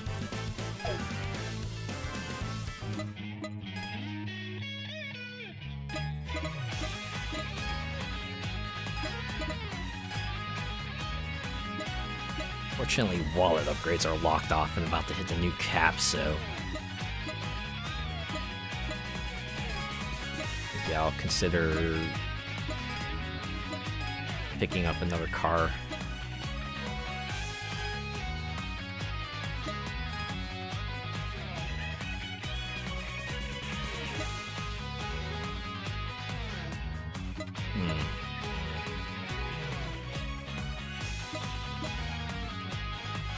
Should I? I'm only like 350,000 away from the cap, so this will give me a lot of breathing room. Yeah, let's do it. Official color. What if I... Oh, hey, purple. I like that. Ooh, that's a nice looking purple. Very 90s purple, I'll say. License plate. Yeah, that's fine. Why? Everything must go. You want to switch to this machine? Not yet. Okay. One more look over the references. The famous Midnight Purple. It's a very nice looking purple. Captain Industrial. The head of the Automotive Club. In his first and second years, he participated in competitions with self-made eco-cars, but shifted to the club's policy to participate in real car races after becoming the head. He and his comrades, who share the same dream, hone their skills daily. His car, restored from a very poor condition, is the same model as that of Unwelcome Old Boy, but his setup and driving skills are clearly superior. Known as Captain within the club, his unflinching attitude on the Shuto Expressway endears him to the adults around him despite his youth. Taiga Hirokane, and you're a technical high school student. But at 1 win, 2 losses. It's a win I'm very proud of, though. Where are you? There we go. Road Knots. A team formed by third-year students of an industrial high school automotive club. With the school support, they repair poorly conditioned used cars and challenge the Shuto Expressway. Each machine is crafted to help them learn weight transfer and car behavior. They receive much guidance from advisors and seniors, amassing knowledge that even adults admire. However, they still lack experience. They are working daily to bridge the gap with the adults. Working as that connection, right? Mysterious Hawk. Known as Oyaji, Old Man, because he lectures any rude street racers without hesitation. Those darn whippersnappers need to learn their place. He has a strong attachment to his BNR 32, making only basic engine modifications and weight reductions, but it is meticulously overhauled and maintained to keep it running forever. He likely views it as a piece of moving art. His impressive acceleration is achieved through his skillful throttle control and shifting. What is that? Tsutomu Noborikawa. Oh, you're an art dealer. Oh wow, your car definitely has that old school feel to it. Pretty slick logo though. Hey man, I really dig that. Mocking Dove. An American Air Force mechanic of Native American descent. When he grins, it usually means he's up to some prank. All members have fallen victim to his pranks multiple times, but his endearing personality makes it forgivable. Only to a point, I imagine. He continues to race to avenge his former team, which was dismantled by Snake Eyes. Curse you, Snake Eyes! Curse you, Cobra! Causing his teammates to leave the Shuto Expressway. During a battle, he once jokingly roared, which has now become a habit when he gets excited. Robert Brewster, military personnel. Have an English-ass name, that's for sure. now Albatross of the Dark Knight. The oldest member of the team at 51 years old, but his vitality is still strong. With over 30 years of driving sports cars, his experience and technique are impeccable. However, in recent years, he has been troubled by a decline in physical strength and dynamic visual acuity, so he started serious strength training to maintain his fitness. 4 years ago, he was defeated by a certain street racer and declared that he would not retire until he avenged that loss. In preparation for the rematch, he has switched to a new car equipped with the latest parts and maintains it meticulously to keep it in the best condition. Kozo Kamikita. You're a betting advisor. Cobra! What other company has their soldiers flying and yelling the company name? You gotta let everyone know who they're fighting, right? If the lasers weren't enough of an indication. Jungle Tequila. A fashion model who calls herself sexy cute and frequently uses risque jokes that make even men blush. Wait, even men? Oh, but anyways. She once hid her true self at work, but accidentally revealed it on TV, which made her an instant sensation for a bold character that even big celebrities can't handle. In battles, she used to favor a dirty tactic of making contact with opponents to throw them off balance and then striking quickly. However, now that she's a TV personality, she restrains her racing to more decent tactics. Damn! She out here playing Burnout! Oh. Oh my god, that livery, okay. It's like, pretty much, you know that lamp from Christmas Story?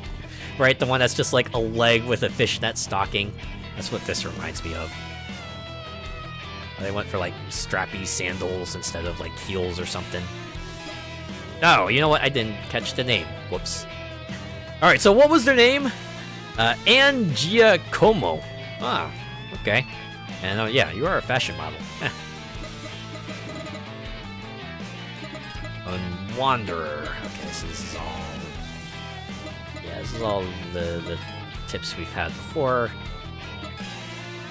Yeah, wait. What was the one they wanted me to defeat for the episode? It was like Perfect Immortal? Looks like straight off an 80s adult comedy film. Yeah, that's the one like the really obnoxious character would drive, right? It's like, what? I'm not doing anything wrong? What? Do you have a problem with my car's vinyl? Huh? Huh?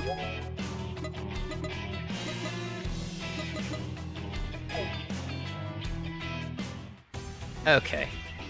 Well, in any case, that has been... Oh, that has actually been another 7 days of driving, but in a pretty long 7 days, right? Made some good progress, even if we didn't see any new cutscenes. We took out a bunch of rivals, right? A whole lot of them.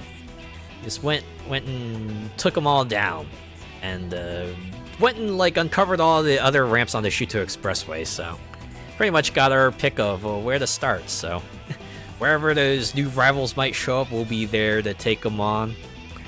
Granted, we still need to hit up the other parking garages, so there is that. I'll probably work on that next week. We'll just start with that. Just have to remember to not challenge anyone until we get inside those garages, you know? But yeah, now I gotta buy another time for maybe another 45 seconds so I can properly see everyone off. Yeah. Ooh, let me move sides real quick. I do like how they have all the stats up there, right? You can see your CP cap, you can see your attack and defense, your absorption percentages, and your other stats too. 156 wins, 24 losses. Went on a 23 win streak. How do you force a race to a draw? How does that work? 57 rivals. Huh. Considering this game apparently is going to have 200 at the full release. Oh, we made some progress. 5 teams felled so far. Oh, and you can see your garage size too. So we can have up to 5 machines, and so far we got 2. Nice. All right. Well, in any case, that has been quite the few nights of driving, I'm feeling pretty good about this. I think hopefully we'll stumble upon some more story beats next week, but even if we don't, we'll still have a blast, right? I hope you're enjoying this as much as I am. I will be coming back to this next week, but for now, I'll call it here. Yeah. Have a good night. Yeah, you have yourself a good night too, Molecular Shadow Fox. Have yourself a good next day, and I hope things go better for you. Hopefully everyone will make it through. But yeah, thanks to everyone who came by and hung around and chatted, and even if you just lurked, I appreciate each and every one of you. I'll be back on Friday, where we'll check out He Is Coming. It's like a demo, right? We're doing a bit of a demo week, a few one-offs, and that's one that seems interesting, so I'll give it a go. I hope you look forward to that, but for now, let's look for someone to raid, shall we? And before that, I'm gonna fire up the Tokyo Xtreme Racer 2025 playlist here. Listen to some stuff.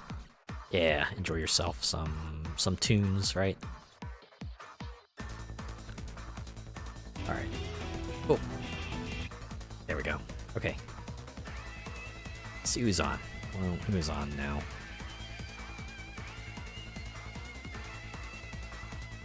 Who's on at this hour?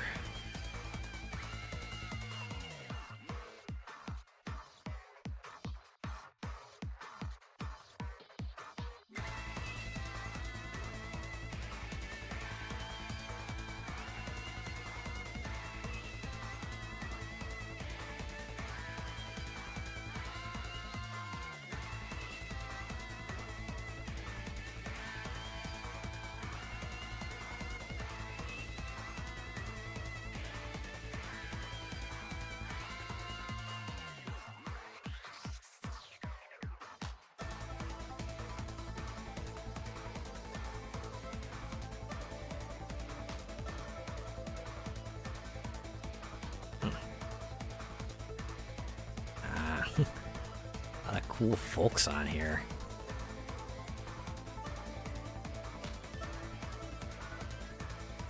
Who to pick, though? Huh. You know what? I had a thought. He was playing Tokyo Xtreme Racer. Let's just continue that line, right?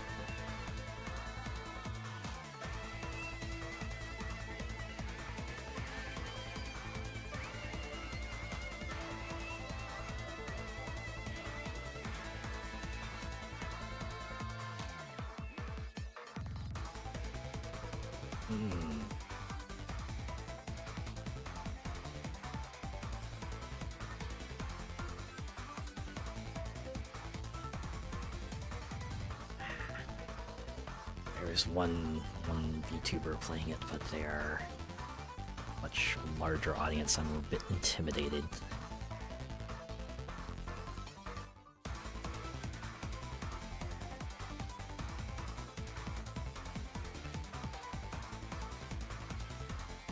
It's okay. As the old saying goes, there are plenty of fish in the sea, right? Don't focus too much on the things you can't get, but you know, there's a whole wealth of things you can get out there. Don't try to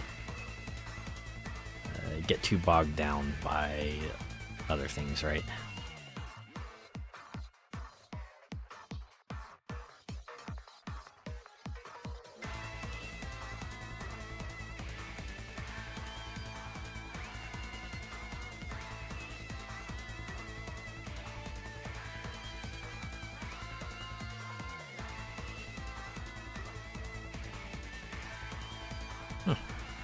Seeing a few people play Tribe 9.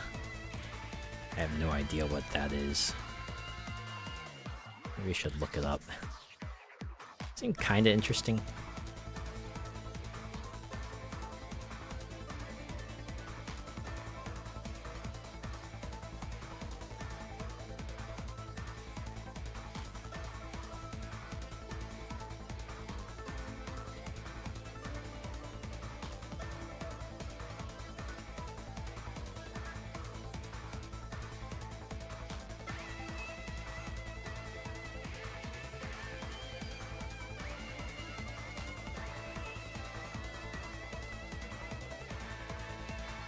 Okay.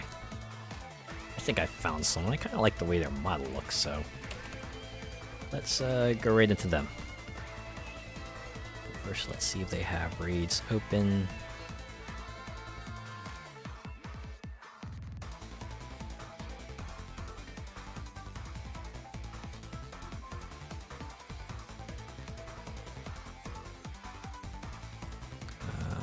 Let's see, raid.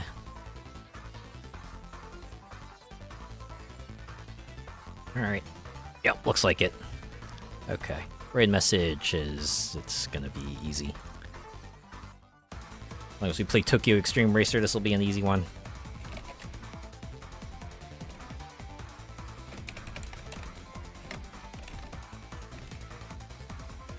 Oop. Hey, what happened? Alright.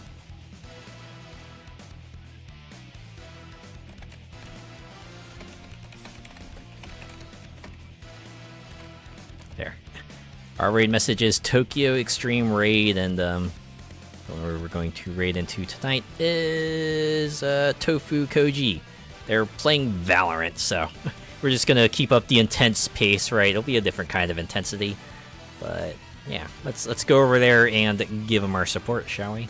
If you're joining on the raid, give them Tokyo Extreme Raid, and if not, have a good rest of your week, and I'll see you on Friday for He Is Coming. I hope you will come to that stream. Take care. Yeah, you see what I did there, right? Because you know, the title is He Is Coming, so I said you're going to come, right? Anyways, get your mind out of the gutter. All right, see ya.